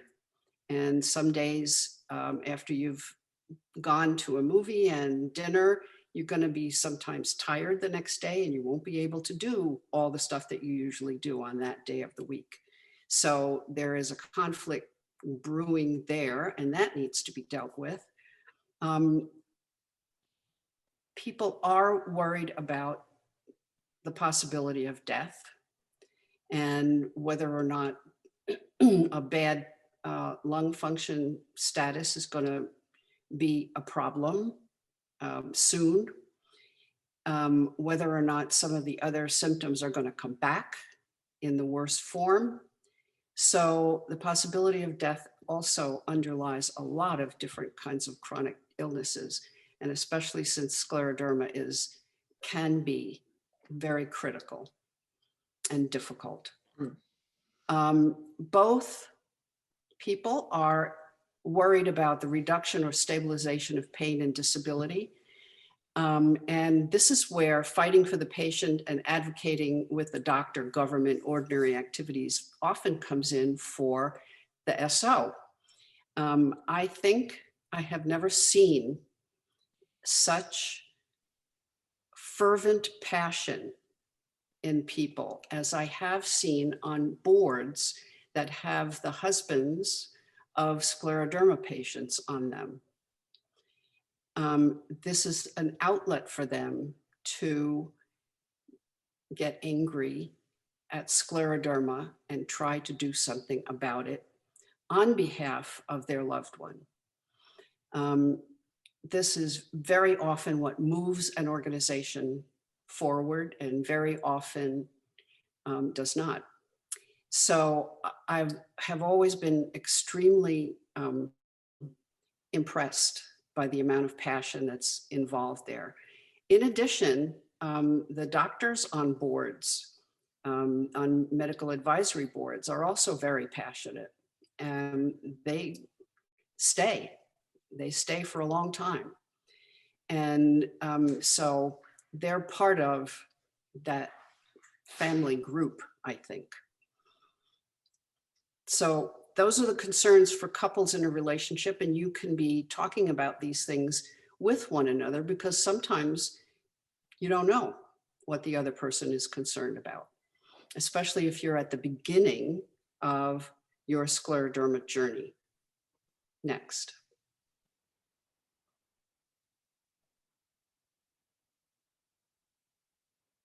Manuel, you there? Thank you. So what are the caregivers, the SOs, concerned about? They actually did a study on this. It's on PubMed, and it's called The Impact of Patients' Chronic Disease on Family Quality of Life in the International Journal of General Medicine. So they had 26 different diseases from different medical areas, cardiac, renal, etc. They had 133 family members, which is very small. Patients, there were 61% female non-patients, and 56% of the 133 were partners or spouses, 22% were parents. And the age of all of these folks were 56, the mean age was 56. The mean duration of the patient's disease was about 9 years. So you can see that 92% of these folks were concerned about the emotional impact of these diseases. And that included cancer, diabetes, cardiac illnesses, gut illnesses, and so forth. The 91%, so about the same, were worried about daily activities, their own and the family's daily activities and the patient's daily activities. The family relationships came in a very close, sort of a close third, 69%. And it went down to 14% time planning. Now, it doesn't say how long these folks had been together, but they were concerned about social life and work and study and holidays. And somebody said, what about the holidays? Well, when you have a disease that comes and goes, when you have, in the case of these folks, when you have chemotherapy every other week, or once a month or whatever, you have to plan your life around the illness in more ways than you did before. And so it's not like we're going to go on a cruise and pay the money and then have to call it off, which can be a problem. So there's a little difficulty with that. This is something that I think is worth also a conversation between you and your family members, and measure how they feel about this versus what these folks were feeling. Where would they put some of these things on the list? Next.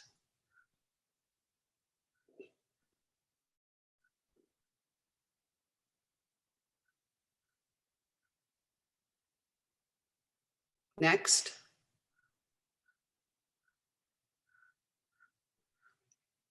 Thank you. So, is there one single thing that can make the most difference in how we cope with chronic illness? And this is from an interview of a psychologist, Vicki Helgeson, in Knowable magazine. She said, it's very important to find at least one person who will listen to you and let you be yourself.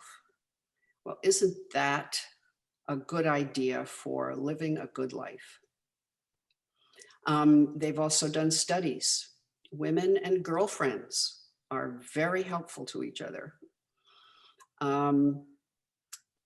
And sometimes that one person that listens to you and lets you be yourself is a therapist. So if you're not able to negotiate that kind of relationship with the person you live with or your family that you may not live with, think about therapy, because that person has no connection to you except to help you and to help you unravel what the problem is and how you can deal with it. So it is very important to find at least one person who will listen to you and let you be yourself. And you are blessed if the person you live with, if the people you live with are those people. And I hope all of you do. Next. So family support for living successfully is critical for living successfully with chronic illness. And I love the hands, because basically we say that to you all the time. You are not alone. That's what Scleroderma Foundation is here for. That's what your support systems, your support groups, Tina and Andrew are here for. So patients who have effective, I've just added to your family, by the way. Patients who have effective family support this is the proof that family support is critical for living successfully with a chronic disease. The people who have effective family support follow their self-care regimen. They do the exercises. They try to eat as well as they can and stay hydrated and follow their treatments. They have the physical and emotional and spiritual support to live better. They experience less stress, fewer pains. They're healthier in general. Even though you have a chronic illness, you can be healthy. They describe themselves as happier than those without support. So what their examples in this article were social support is associated with better glycemic control for people with diabetes, better blood pressure control for people with hypertension, fewer cardiac events for people with heart disease, and better joint function and less inflammation for people with arthritis. So many of the psychosocial things that Dory was talking about have a great effect on inflammation and all those other diseases. And it's been shown.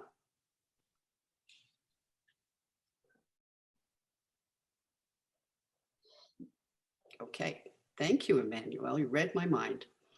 Positive behaviors you might encounter in your family while living with scleroderma. These are pictures from stock photos, lots of different family members. Oh, yes.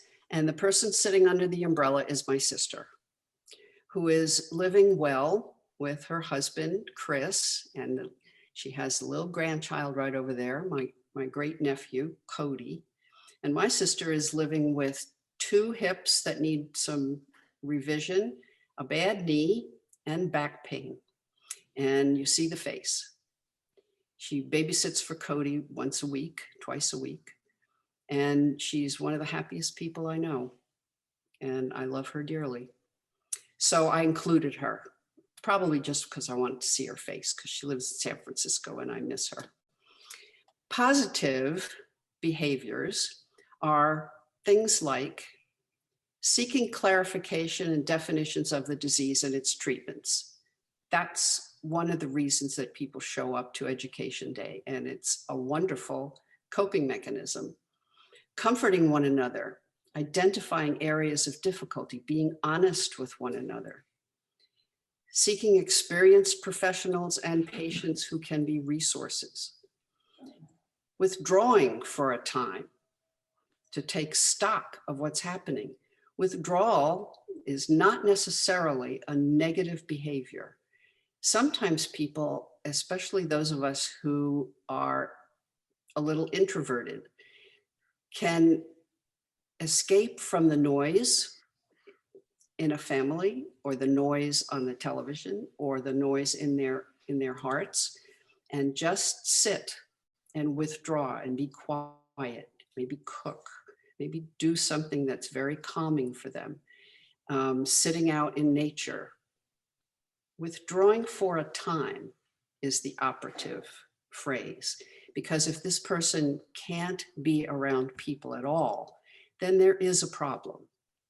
Then they are hurting too badly to be with somebody else, and they need to be contacted and hugged and talked to and listened to.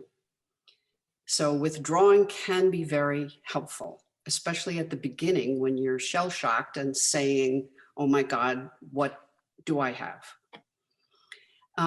Another positive thing is taking care of yourself by taking medication as prescribed, resting, saying no when necessary, eating healthy and gentle exercise, maybe some gentle massage.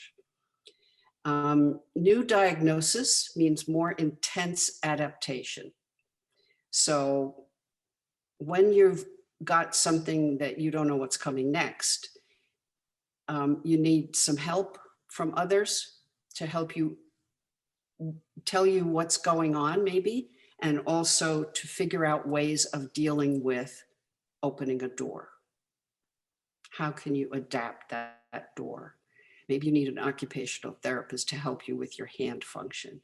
Maybe you have a person in your household that's a whiz at setting up things so that people can work better in the kitchen. Maybe you've got a fix-it person at home and that can fix the things that you work with so that you can function better. Flares can also mean that you might have to back up a little and sleep more, rest more, and also not catastrophize. Some people get a little more depressed when they have a negative pulmonary function test. It's been a good pulmonary function test, and then there's something that goes down with the DLCO, and you begin to worry, and you might get a little depressed. So sometimes you may have to adapt at that point too, and talk yourself out of making it worse than it is. Talk to the doc. Say, how bad is this? What do you think I should do? So you've got a lot of support. You're never alone. You need to choose your support person for the things that you're going to go through. This disease, unfortunately, like a lot of autoimmunity, goes up and down. So you might get better with a change in meds, or you might get better with some other kinds of treatments or resting or whatever. So these are some positive behaviors that you might encounter in your family while living with scleroderma. Next, remember the mobile. So some negative behaviors usually come from being frightened and anxious and getting depressed. What symptoms will crop up next? You're going to notice possibly some irritability in yourself or in the person that is living with scleroderma, pushing people away, depression symptoms. Irritability is one of them. Being negative is one of them. Over withdrawal from family, friends, activities, even if the person is physically able to participate, they don't want to do it. That's also a depressive symptom because people lose energy when they're depressed. It comes from what happens in your brain hormones. And so if you see that kind of thing, you know that this person is suffering. Self-destructive behaviors, these are very difficult. Alcohol can dull pain. It also causes other major problems, but it will dull the pain. So it's self-medicating for pain and sleep, self-medicating, seeking more pain medication, refusing treatment because it's not doing any good and it's not going to do any good. And I'm just going to die anyway. What should I even go through all this for? Anger at others. This is very tough when you're trying to help somebody. It's very tough when they're angry because it's hard not to take it personally, but don't. Try very hard not to take it personally. Who are you angry at? Me or the scleroderma? What did I do to make you angry? No, it's the scleroderma that you're angry at. Flares of previously treated disease, again, including mental illness, might come up. When a person is feeling depressed and negative and down, their immune systems don't help them at all. And people do get sicker and the pain gets worse. And again, family members withdrawing from the patient or from the family group. So you might have some teens that are just holed down, they're holed up in their basement playing video games forever because they just don't want to get involved in any of the depression that's going on in the kitchen or with the parents or whatever's going on. And they don't have the skills to handle it. They're not self-confident enough to be able to say, Mom and Dad, we need to sit down and talk. I mean, if you had a teenager that said that, they're older than their stated age and they're old souls. It's very hard for people to do that. Some adults can't do it either. So that's why I've got the little red, sad angry lollipop over there, withdrawing. I had a good time putting together this lecture. Next. Thanks, Emmanuel. What does a couple do to cope with scleroderma or any chronic illness? Well, if you have a healthy relationship already, then you can build on that relationship skills that you already have. It's your usual equilibrium. That's the rock cairn that's being built right over there. You already have some skills. You've been through stuff. You are older now, and you know that what you've been through, and sometimes it doesn't even take discussion. You can look at each other and nod, and you both know what's going on. You can recognize the concerns and the worry and the fear and share them with each other in a very healthy way and a very effective way. You can fight well. You can argue well so that you come to a conclusion and you come to a plan. A lot of times structure and plans automatically help just by being made, not even carried through, just because you've got a plan. You can breathe. Educate one another about the disease and its effects on body and mind. Educate other people in the family that may be ready to hear about it. That's what a healthy relationship does, is educate others about what's going on that we need to work on. Sometimes a healthy relationship needs to go to a therapist because they've hit a wall, because they know that they're going to stay together, but they're going through something that they haven't maybe gone through before, and they've come to some realizations, and they need somebody to help them unravel, as I said before, the spaghetti that's sitting in their plate, and it's all messed up, and they need somebody to pull those things apart and make them plain to each other. Very often we think it only has to be when things are going terribly wrong. But if you go and do an evaluation for one another with a therapist, that's very helpful as well. You know you're on the right path. You know you're in the right direction. And then some healthy relationships will lose their balance for a time until they can reestablish what works for them. Sometimes you need a therapist. Sometimes you just need to go away for a weekend and go to a hotel and sit on a beach, or go camping, or go somewhere in nature and sit and say, okay, let's have a conversation. We need to work this through. We've got the skills. We've got each other. Let's do it. So I'm sure you guys have other things that work for you as well. Oh, and don't forget the hugs. Hugs can make you breathe better. Next. Suppose you had an unsatisfactory relationship before scleroderma. Now you're living with scleroderma,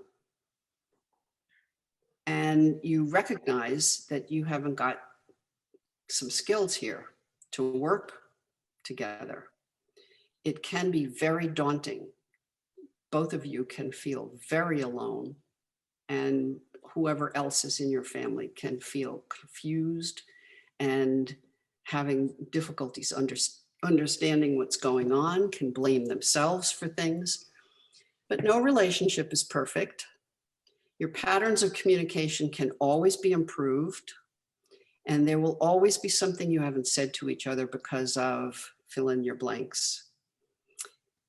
We always have secrets from one another because we're afraid of letting them out. If one of you is unhappy, both of you will be affected, and other people in your mobile will be affected as well. Next.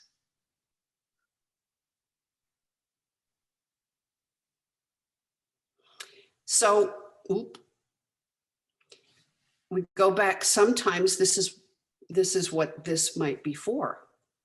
And you guys can hone in on whatever the major difficulty is for each of you. The honesty problem. I don't feel like you're really being honest with me. You don't tell me when you're getting fed up with my scleroderma and with the disease that I have and with the symptoms that keep us from going on that vacation or keep us from doing stuff you want to do. So you can work on that together. Sometimes you don't seem like you really care anymore. I know it's hard for you because there have been so many things over the last year that we've had to deal with. It doesn't sound like you're able to deal with any of that. And I feel like I'm all alone taking care of everything. So you work on that. So this is where you can use this as an icebreaker and something that brings up other issues. There needs to be a lot of reassurance that the reason you're doing this is because you want to make things better and that you love that person.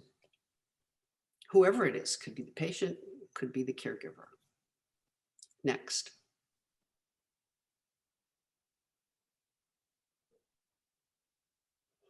Okay, so what can you as the partner or spouse do? And there's a Calder mobile right there, which I love. Face the feelings, call them what they are.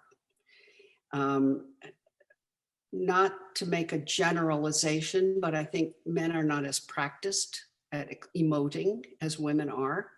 We emote to other people on the line to pay for our groceries, don't we? Men find that quite amazing and a little annoying at times. Why do you have to tell everybody everything? Or maybe that's just me, I don't know. So sometimes it takes a little bit of courage to face those feelings, call them what they are. Men sometimes don't remember to take care of themselves, to eat right, take care of your own illnesses if you have them, because after all, you can't pour from an empty cup. Treat your own depression. And there's every reason in the world for you guys to be depressed, for the spouse or partner to be depressed as well. You did not sign up for this necessarily. You signed up till death do us part. You didn't sign up till scleroderma makes a mess.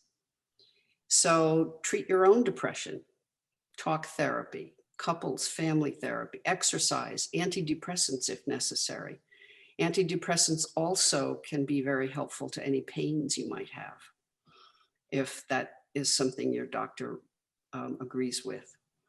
Use your social network. That doesn't mean run away. That means spend some time with other people. It's difficult sometimes for us in the foundation to get spouses who are men to get together in a support group. It's not something that they're used to, but that is a helpful thing because you're not alone either. Find a support group of other caregivers, and they might be around for other things, but we are also available. Next.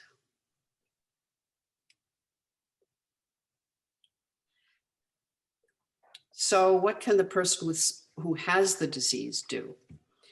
Be aware of your own feelings, including the good ones. Take care of yourself as much as possible. Work with the healthcare team. Get help when you need it. Define when you're going to need that help. Know who to go to for specific help, get emotional help through the support groups and your faith and your true friends, people who will listen to you, talk therapy if you don't want to burden other people or you feel like you're burdening your bestie too often. And remember, there are antidepressants and you have as much right to be depressed. You did not sign up for scleroderma either. You have no control over getting it. You have a lot of control about how to work with it and adapt to it. And you have a lot of people around who are good role models for that. Just look around the people who are on this call today. Next.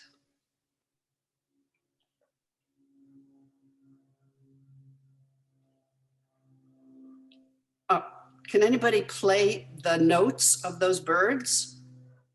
Have you seen that card? It looks like Bach. Anyway, here's the list of things that both of you can do. And of course, the first thing is to talk to each other, to share what helps, and work on identifying and changing what doesn't help, if at all possible. And don't do it all at once. Take it little by little. It can be overwhelming, especially at the beginning of all the things you have to do. For the first 3 to 5 years, your life is going to be filled with a lot of doctor's appointments because you may need a number of different specialists rather than just a rheumatologist. So little by little, use the effective methods you have used in your relationship before to adapt to this new situation. So define the things that work for you and see if they would be helpful to adapt in this new situation that you have. Or there's a blip in your scleroderma that you haven't come up against before. And so you're going to have to adapt to that new situation. I think you folks who have had scleroderma for a while are probably PhDs in adaptation. Help other members of the family learn what you learn. That is, if they want to learn. Every time I've gone to conference every year, I always come up against a question from a relatively newly diagnosed person. How can I get my husband to come to conference next year? How can I get my daughter, who's 30 years old, to come to a support group with me? Sometimes these folks need to withdraw from your disease before they're able to learn what you've got and how it's going to affect them as well as you. Chip away at it. They care about you, so chip away at it. Teach the young members too, the little ones, about when mama can pick them up and when mama can't pick them up. There's a lot of good information about that on the Arthritis Foundation website as well as our own, because the little ones can understand that mama's feeling bad today. She's hurting today, so I can't pick you up. So I'm going to need for you to listen very carefully when I ask you to do something, and you will be my hands today. Kids love to do things, especially little ones, love to do things for their parents, and it makes them feel good and competent to be able to do chores at their age level. People have gone so far as to give them little name tags or t-shirts that say Mama's Helper or Mama's Hands. As you can, continue to do what you love to do as a family. Camping can be wonderful as long as your Raynaud's doesn't give you a lot of trouble. But if you know how to handle your Raynaud's and it isn't too bad, camping is out in nature and kids like it, you guys like it. continue to do what you love to do as a family. It helps to maintain the normalcy, the normality. Yeah. Hacks for living well with a chronic illness are found in lots of places. And the last two slides are about resources. And if you ask Tina to send you these slides, you will get those too. Pain will happen. I love this sentence. Pain will happen. Suffering is optional. I really like that. And you need 4 hugs a day to maintain your health and 8 if you aren't feeling good. Of course, in California, they did this in the 70s, and they actually did studies and found that the endorphins made people feel better. Endorphins that a hug created or flooded helped people feeling better, helped people to feel better. And did you know that kids laugh 300 times a day and grown-ups only 15? Well, think about that. Laughing, even if you just laugh, like, and I didn't feel it. I didn't have anything to laugh at, but it set up endorphins in my brain. They tested it. What can I tell you? It's not empirical. It happened. So find some way to laugh.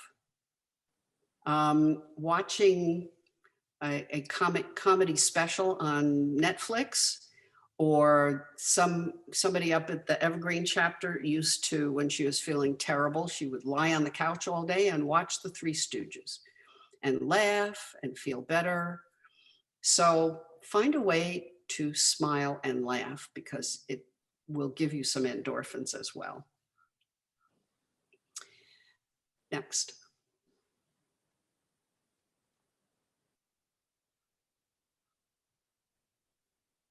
So here's a list of resources, and I looked them up and had a really good time finding them. Families coping with a chronic illness, with an autoimmune disease, ways to live well. Next.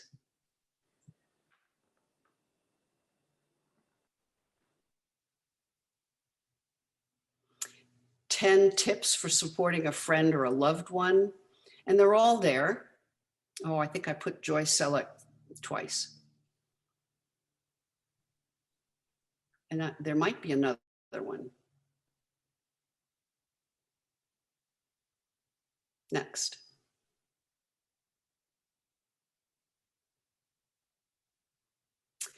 So thank you for being here.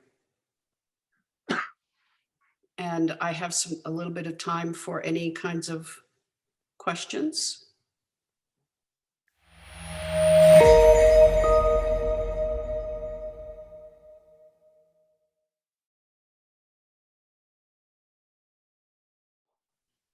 Yeah, so real quickly, Elaine's going to be asking questions to our lovely couples. And I just want to say thank you all for being so open to this process, because this is such an important opportunity to share with everybody your thoughts from you as the person living with scleroderma and your loved one, and how you guys have coped through living with scleroderma. So I just want to say thank you to Ali and Bahara, to Domingo and Evelyn, and thank you to Stephen and Michelle and the little ones.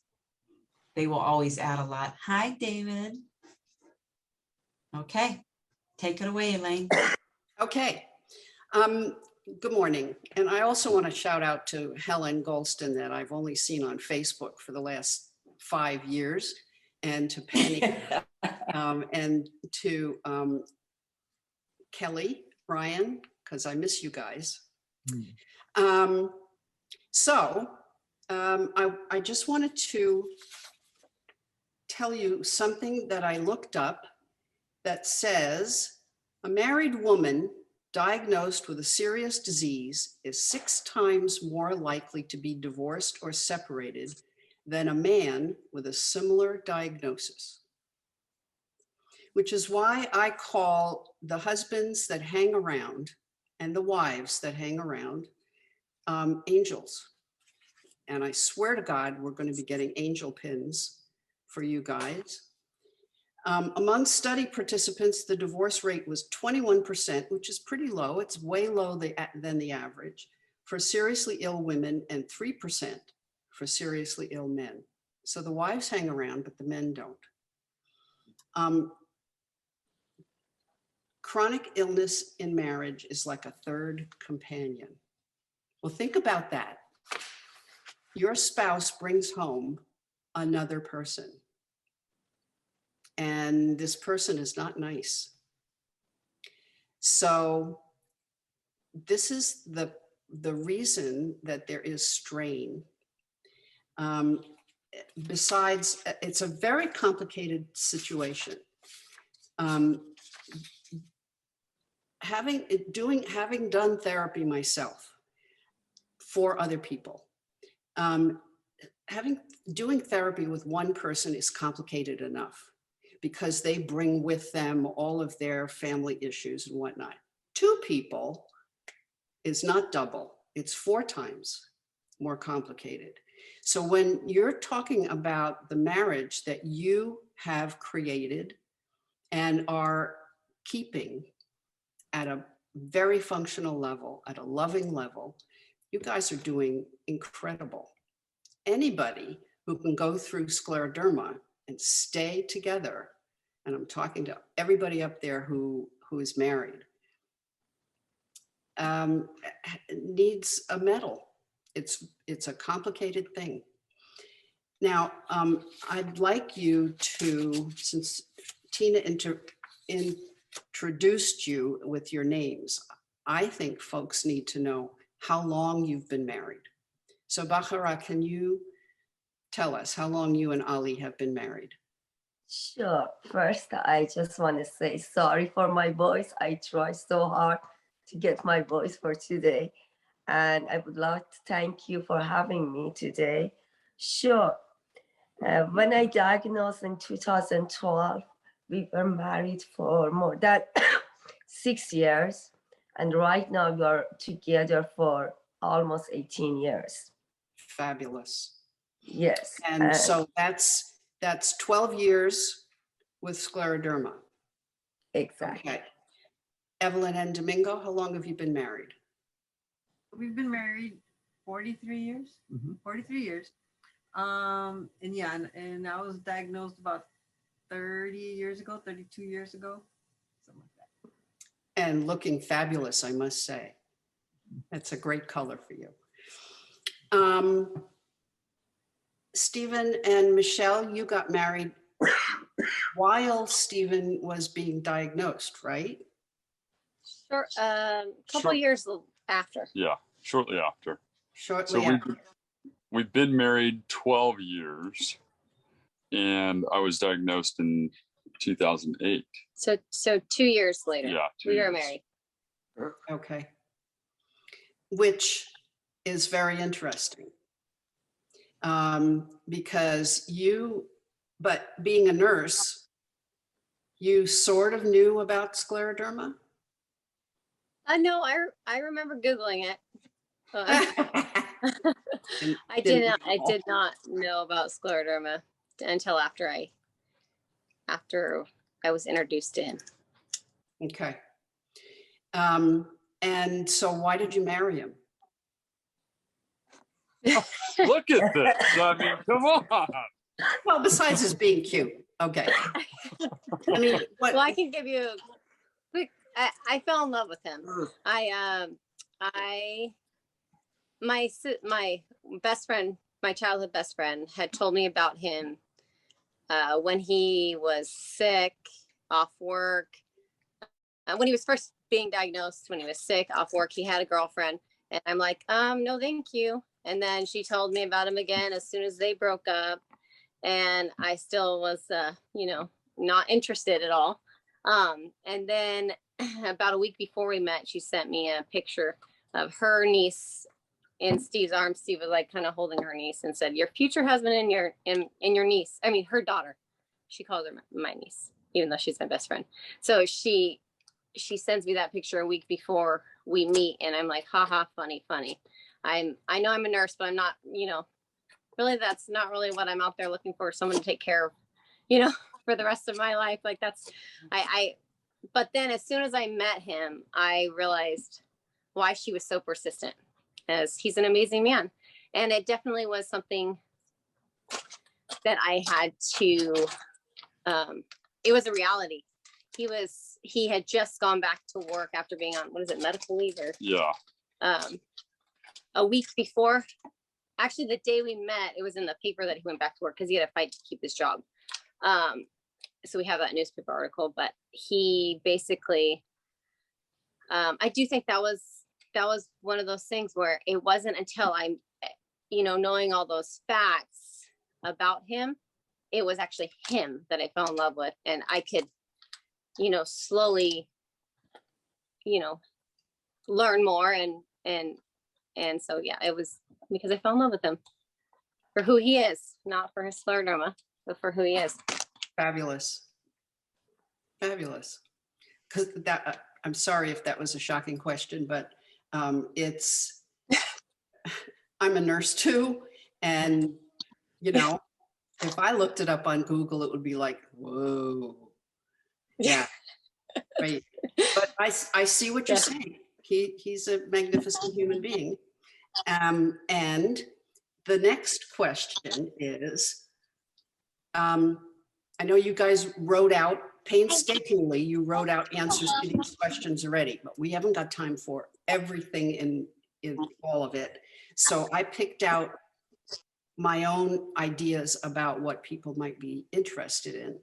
And I think one of the major questions is, what differences did you see in your marriage when Bahra and Evelyn got the disease? So let's start with Ali.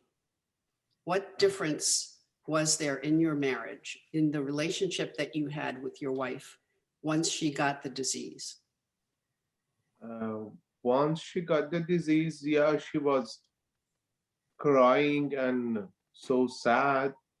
And every night she was crying. She said, I don't know what should we do. And I tried to keep her down, and tell her calm, everything is going to be okay, no problem, we can manage it. But she said, I don't think so. And it's hard, but after, I think the first month was so bad and difficult, but after, I think 40 days, we try to adapt the situation and we try to manage the situation together, and it works out, Was there anything in particular that you did that was very effective to helping her with her depression and her fear?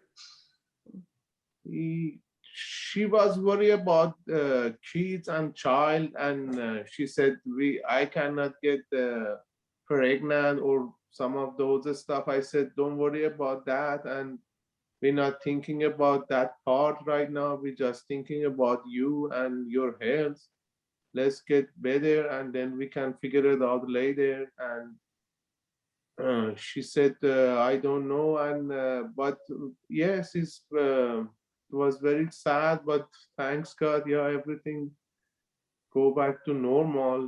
Not normal, but we try to make it happen. Well, what I'm hearing is that the two of you worked, you reassured her that you were going to be there. Yes. And that you were going to be helpful with her, and that you guys were going to do it together. Yes, yeah. That's what it sounds like. The exact word he told me was, you're not alone in this journey. I'm with you. And that meant a lot to me on that time. And he was very supportive all the time. He never left me. Even the time I was on a sedation, I wasn't ever, he never left me any night. Yeah. By myself. Wonderful.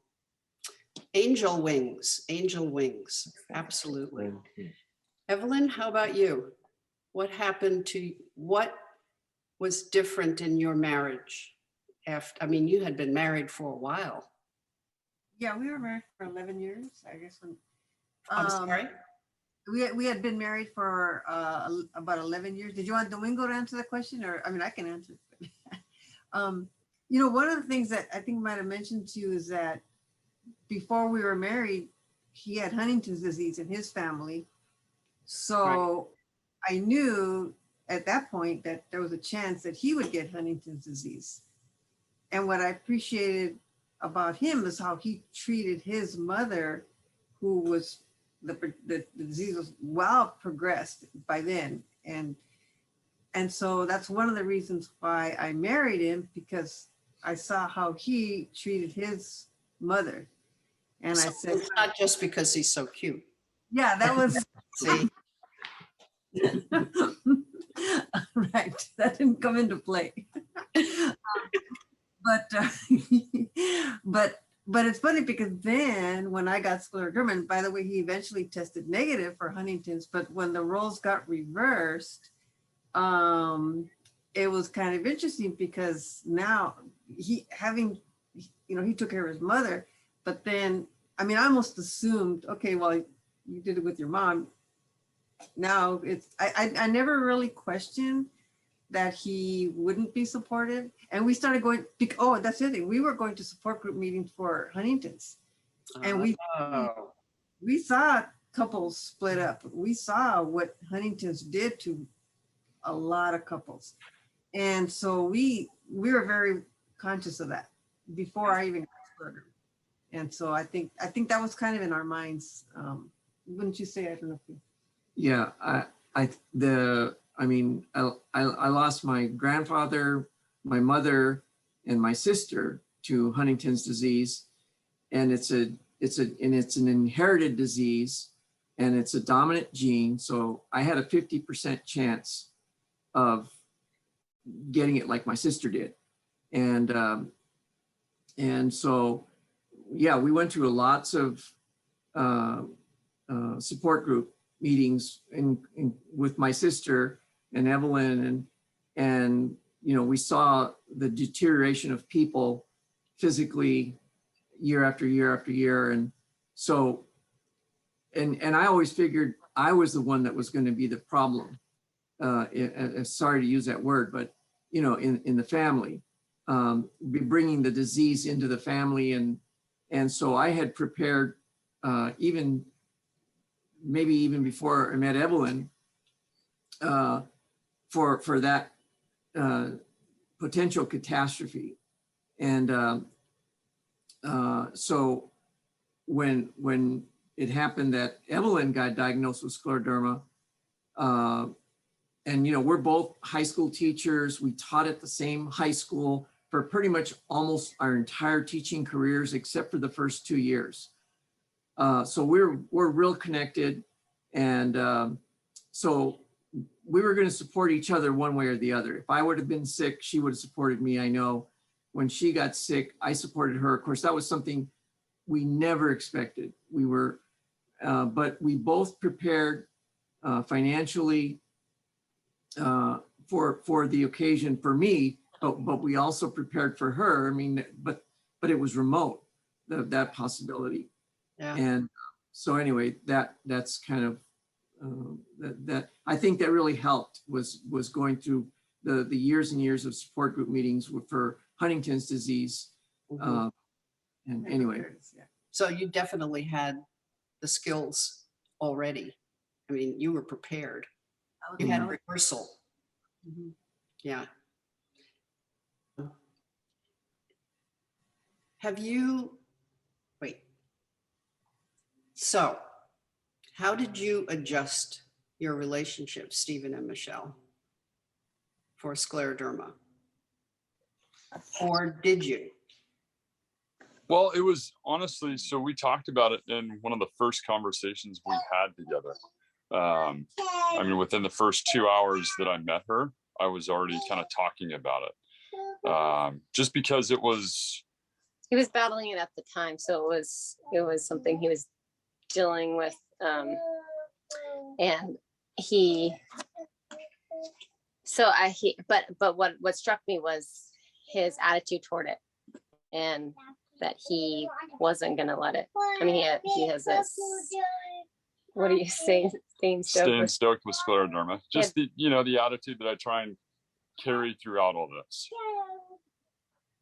I'm sorry, Elaine, I'm kind of, what was the question? I hear you. I hear him. So how did you adjust the relationship? But you didn't have to. I mean, well, I think that as the relationship developed, like initially it was just like, okay, well, you're a really good guy.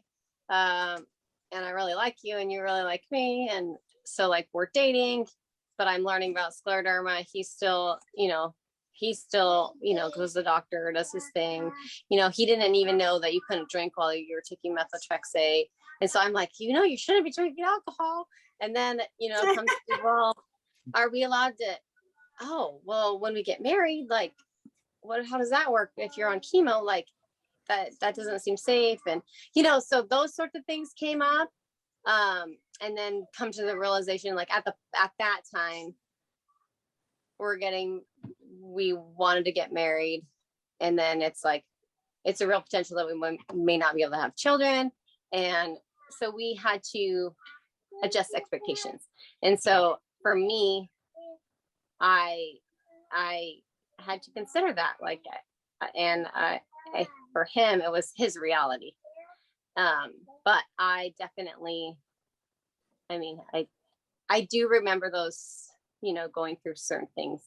And if you want to go a little deeper, I'm Catholic. So I was like, I'm not supposed to use birth control. I'm not supposed to use a condom. Like, and I had to ask those questions. Like, you had to sit down with a priest and I talk about those things. I just wanted to know, like, what am I okay with? Like, and how does that work? And so we had to kind of get through that. Like, I knew I loved him. I knew I wanted to marry him, but like, was this feasible? And was it, what would I be okay with it?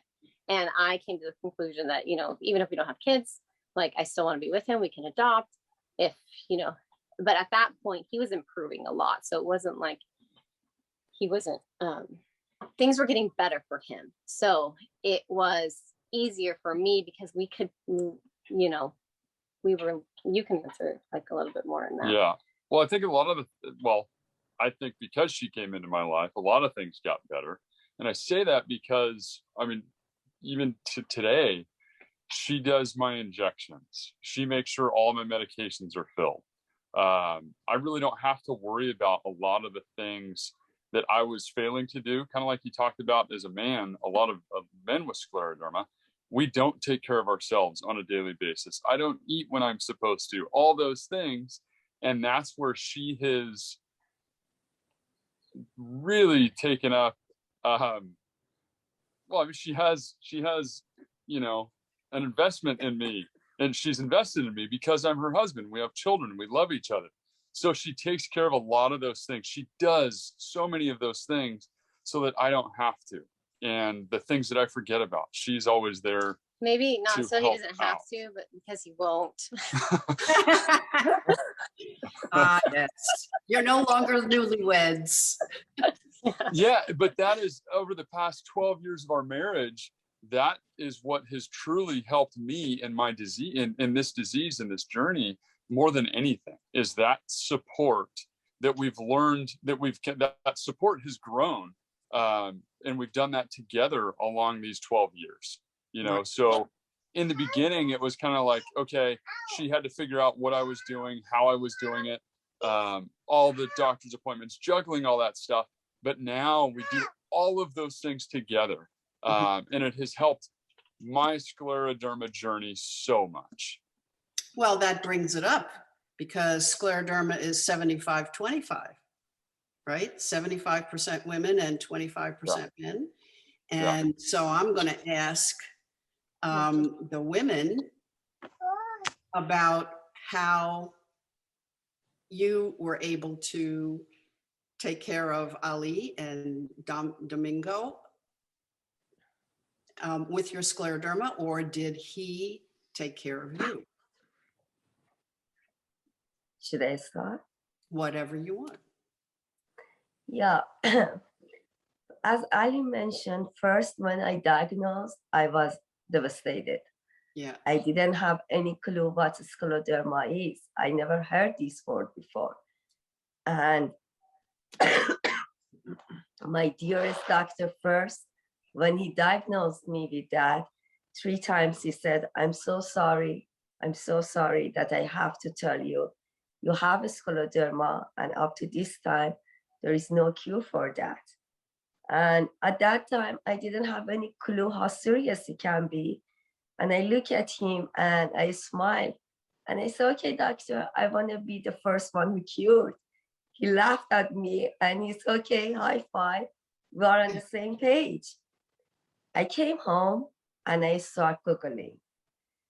And I couldn't believe it happened to me. Mm-hmm. And I said, no, it's not me.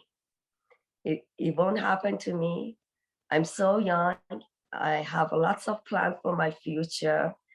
And I almost cried every day that why it happened to me.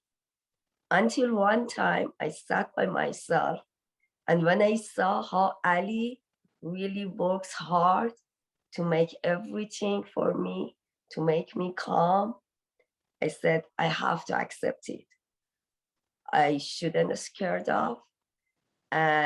But it took me time, almost a year, to get to the point that I have a scleroderma. I even scared to pronounce the name of a scleroderma. Yeah. But I said to myself, no, I have to accept it. I have to live with that. And when Ali sacrificed so much for me, I have to do something for my life as well. Well, did you still cook and go shopping and work and so on? I was an active person, very active person before scleroderma hit me. And when I got scleroderma, I wasn't as active as before, but I'm a person I'm a fighter. I don't give up easily. And I push myself to do all my chores as much as I can at the home. Ali loves party. I try to do don't change our life as much as I could, but it didn't last long.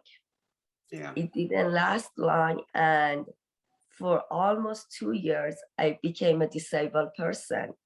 And I wasn't able to even bend to hold the cup. And yes, it really affects on my daily life. But I was on a good support, family support, my husband, which really helped me to deal with it. And we tried so hard. And I didn't give up. Right. And Evelyn. Well, before before I got scleroderma, we had our 2 sons and we took turns teaching. So I would stay home and he would teach a year, and then he stayed home for a year with our sons, and then I would teach for a year. So and he did all the cooking and cleaning when he was home. And in general, he did most of the cooking anyway. So when I got scleroderma, that really didn't change. He continued doing the cooking. What did kind of change is because it's cold in supermarkets. He still does the grocery shopping. I mean, that was probably the biggest change. I could shop like in Target because it's not that cold in there. I could in and out of the refrigerator section, right? But in supermarkets, the whole place is cold, right? So that in that sense, that kind of changed. But yeah, I never thought about it in terms of that I had to take care of him.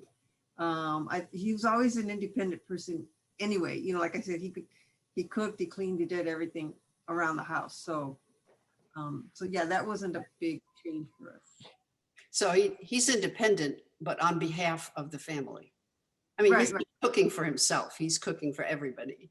Yeah. Yeah. Is he good? Yeah, it's edible. No, very good, very good. And how, it's funny was when he was home with the kids, and then we switched places, and then we go to these parent-child observation classes, and the women in the class, they were almost resentful that they knew Domingo was home every other year, and they were almost thinking, well, can you eat off his floors? They were kind of like almost like he was like imposing on their domain. Oh, they were jealous. I think so. And I said, I go, you probably could eat off his floors because he cleans, very thoroughly. But anyway, but yeah, I mean, it was, it was complete. I had nothing. I had no worries while I was at work, and he was taking care of the kids. But I'm looking at the time, Tina, and I'm thinking we have 15 minutes left, and if anyone in the audience would like to ask these very functional marriages questions, it is a pleasure talking to all of you. I think you really need to be proud of yourselves for doing something very difficult and helping each other to function well, very well with this disease, sitting in there anyway. So let's see whether or not we can get some questions. Sure. If everybody can start typing into the chat box, I'll start asking the questions. Okay. Okay, and I've already gotten some comments. Thank you for sharing your lives with us and giving hope to married couples that are struggling. Cool. And another one. Hold on. Oh, it's so hard sometimes to go over this. Oh, Tina didn't want to do that. Hold on. I'd like to be able to get the chat box to the side, but it's coming up on the front here. Thank you all. How inspirational. Oh, I'm so sorry. My husband had left after 3 years of symptoms. And we do see that Elaine sort of shared on that happens. Kelly said, today has been such a blessing. Thank you all. Let me see. Well, I have a question here that someone just handed me. What is the hardest period and how did you overcome it? I don't know who this person is, but he's in my house. Maybe that's something we can ask all of you. Right. And we can start with, how about Stephen and Michelle? Sorry, I'm getting my child a cutie.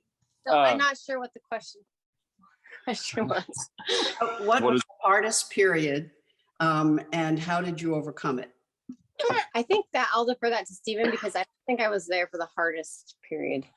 No, you were. For us, it was not being able to have children. But that was something. I say that with my daughter sitting next to me. That was extremely difficult because we weren't really told from the beginning that we weren't able to have children. Well, I kind of was, but you had to go off the methotrexate. We had to go off the chemo. I had to, come off the chemo. And then we could try. And then we could try, right. So when we did that, the first time we tried, I had to go back on. And coming off of, some of these medications for all of us takes time. And when your body doesn't quite respond the way you want it to, you have to go back on. That's what I had to do. So finally, a year later, we were able to once we finally came off, we went to go do our first basically sperm sample. And when we got a 0 and those numbers, I was emotionally crushed. I mean, that was probably one of the hardest days of my entire life, because the hope that we had after coming off of the chemo successfully at that point in time was just absolutely gone. And I can say that was the hardest time. And then not giving up at that point and just saying, okay, this isn't in the cards for us. Looking at all the other avenues when it comes to adoption, when it comes to different doctors, fertility specialists, finally getting to somebody that said, honestly, yeah, this is easy. We'll take care of this. let's get you started on this medication and we'll go from there. And that really is these two children are the product of that. So that was, like I said, probably one of the hardest days of my entire life. But if we weren't able to have kids too, we would have gone another route. We would have adopted. Either way, we would have, you know, somehow overcome that hill. Okay, I hear that. How about you, Bahrat? Yeah, the hardest part of that when I diagnosed and I had to think, I love my life and I had to come to the decision, maybe we have to go to different path. And I told Ali, we're so young and you're young, you can have your own life and don't wait for me. That was the worst day of my life that we went through the conversation. As Stefan said, I was thinking, okay, he has a right to have his own child. Why he has to sacrifice and stay with me? And I'm not sure how long more I'm going to be alive. And that was the hardest part of that. Yeah. But thank God he didn't leave me. Thank him, he's my hero. I owe my life to him. And hopefully everything works out in a way that we pictured for our life. Beautiful. And how about you guys? Yeah, the initial, I think people are kind of saying that the initial shock of being diagnosed, and I saw Dr. Clements at UCLA, and he gave me all the statistics, he gave us both all the statistics, and that was the initial shock. I mean, really, it affected me physically. But then there was a drug study that he suggested, and that gave me like hope. And I said, okay, well, you know, if I'm gonna have this disease, I'm gonna be proactive. I'm gonna try to do something to at least help in the effort to find a cure. And it gave me a path of hope. And so yeah, working with Dr. Clements really helped a lot. And so it was just like that initial shock, the first, you know, I don't know, a few months, or maybe not even that long. And then after that, it was like, okay, where do we go from here? How do we deal with this? How do we work with it? And then it just, things became much better after that. Well, and the two of you are scientists. So you guys have a lot of respect for studies and the rest of that kind of stuff. Tina, did you hear this? Next time somebody wants to be in a study, have them call Evelyn. Yeah, and that's where we met Tina. Yeah. Oh, there you go. Yeah, I've known Evelyn and Domingo for 31 years, guys. Oh, my nerves. Yeah, since 1990. And there you go. One of the things that Dr. Clemens said was way back is that teachers do well with scleroderma because you're in control of your little kingdom, your classroom. And for whatever reason, psychologically, mentally, socially, whatever, emotionally, you know, you're king for the day, queen for the day. We're control freaks. Yeah, and it was really neat that we taught in the same school our whole lives, because I mean we would sit down and have lunch together every day. You know, a lot of people don't get a chance to do that. We actually taught the same subject for a little while because I was a math teacher, she was math and computer science, and we were both teaching trig at the same time, and it was kind of neat to kind of compare our results, and you know, it was a little competition. And anyway, so I'm just going to say it was helpful that I think just unique for us to be in that same situation together. Well, I mean, it's very unique too for a person to shift from house husband to king of his classroom, and the other person going from queen of her classroom back to housewife. So, I mean, there's role things going on here that you guys managed to walk through doing very well. And that's interesting.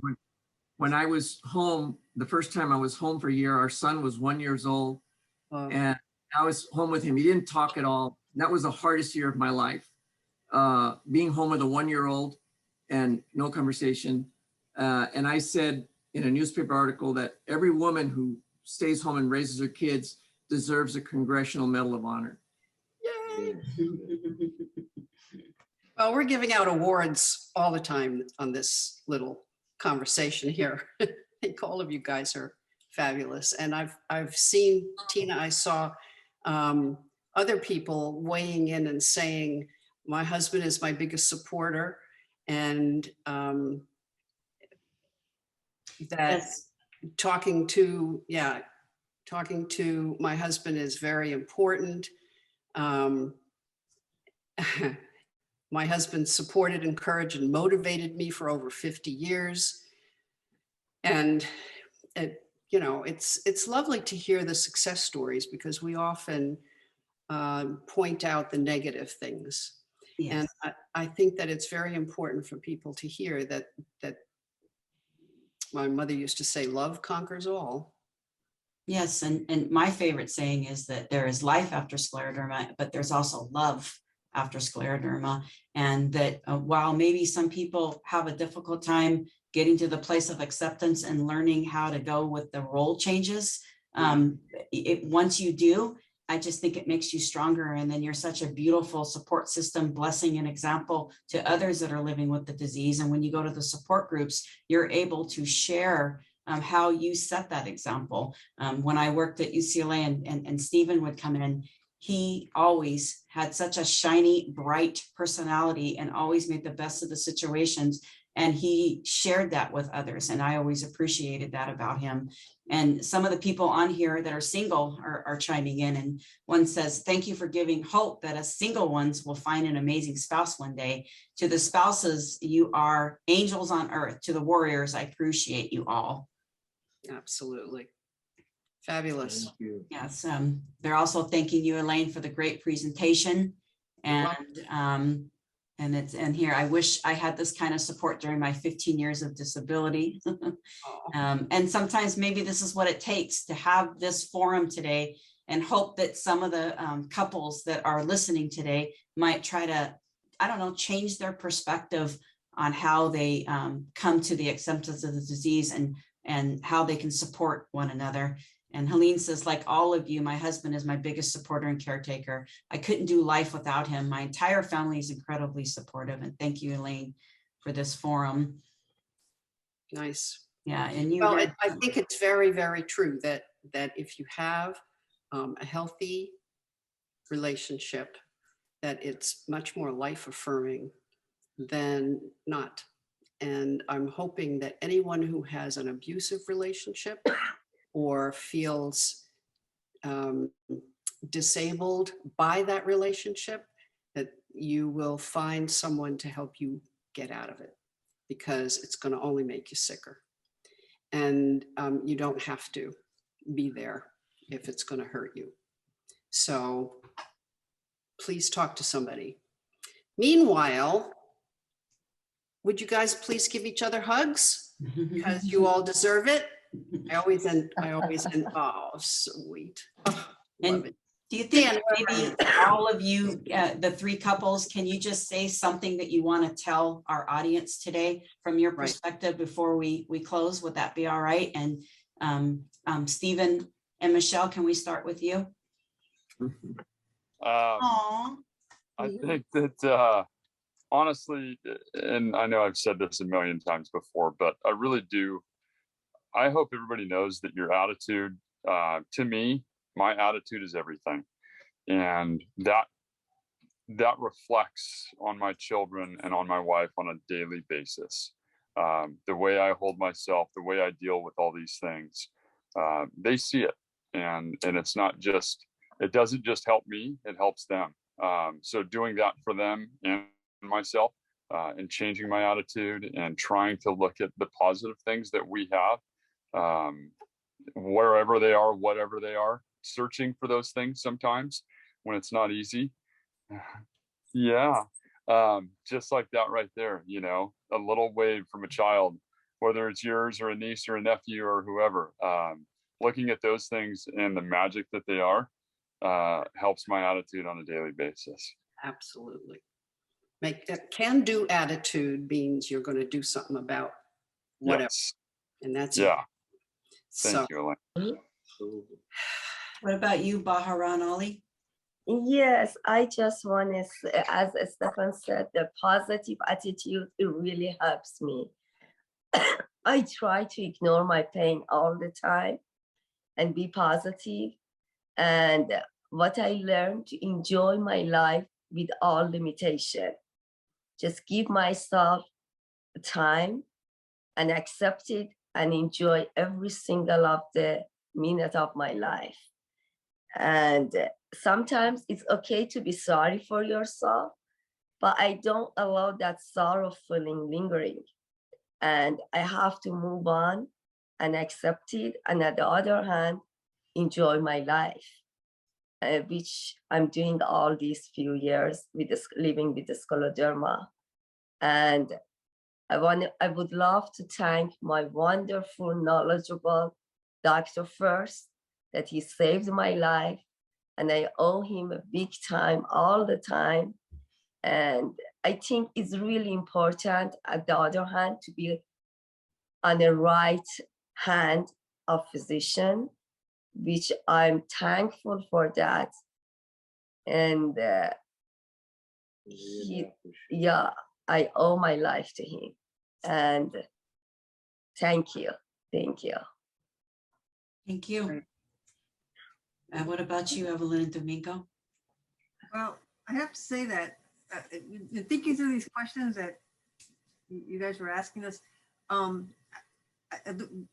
even though we've been married for 43 years and it's still kind of like a work in progress, and dealing with scleroderma is still a work in progress, and things change, and even with this pandemic, being shut inside, and how do you deal with that? And we just kind of, we have a membership at the Arboretum, the LA Arboretum, and sometimes we just go and we don't do, sometimes we walk, sometimes we don't. We just go there and we grab a cup of coffee and we just watch the peacocks. And it's been so therapeutic to go there and just, breathe the fresh air and the plants and so things like that. Going to Dodger game, we try to stay away from the crowd.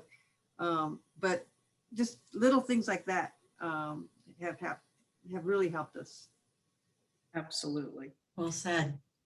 Dan and I went on a 36-hour weekend once when the kids were little and we had to get away, and somebody came in and took care of them for those 36 hours. And it was amazing how long 36 hours felt when there was silence and a hot tub and somebody else taking care of the bed and food and right there, and the woods that we walked in.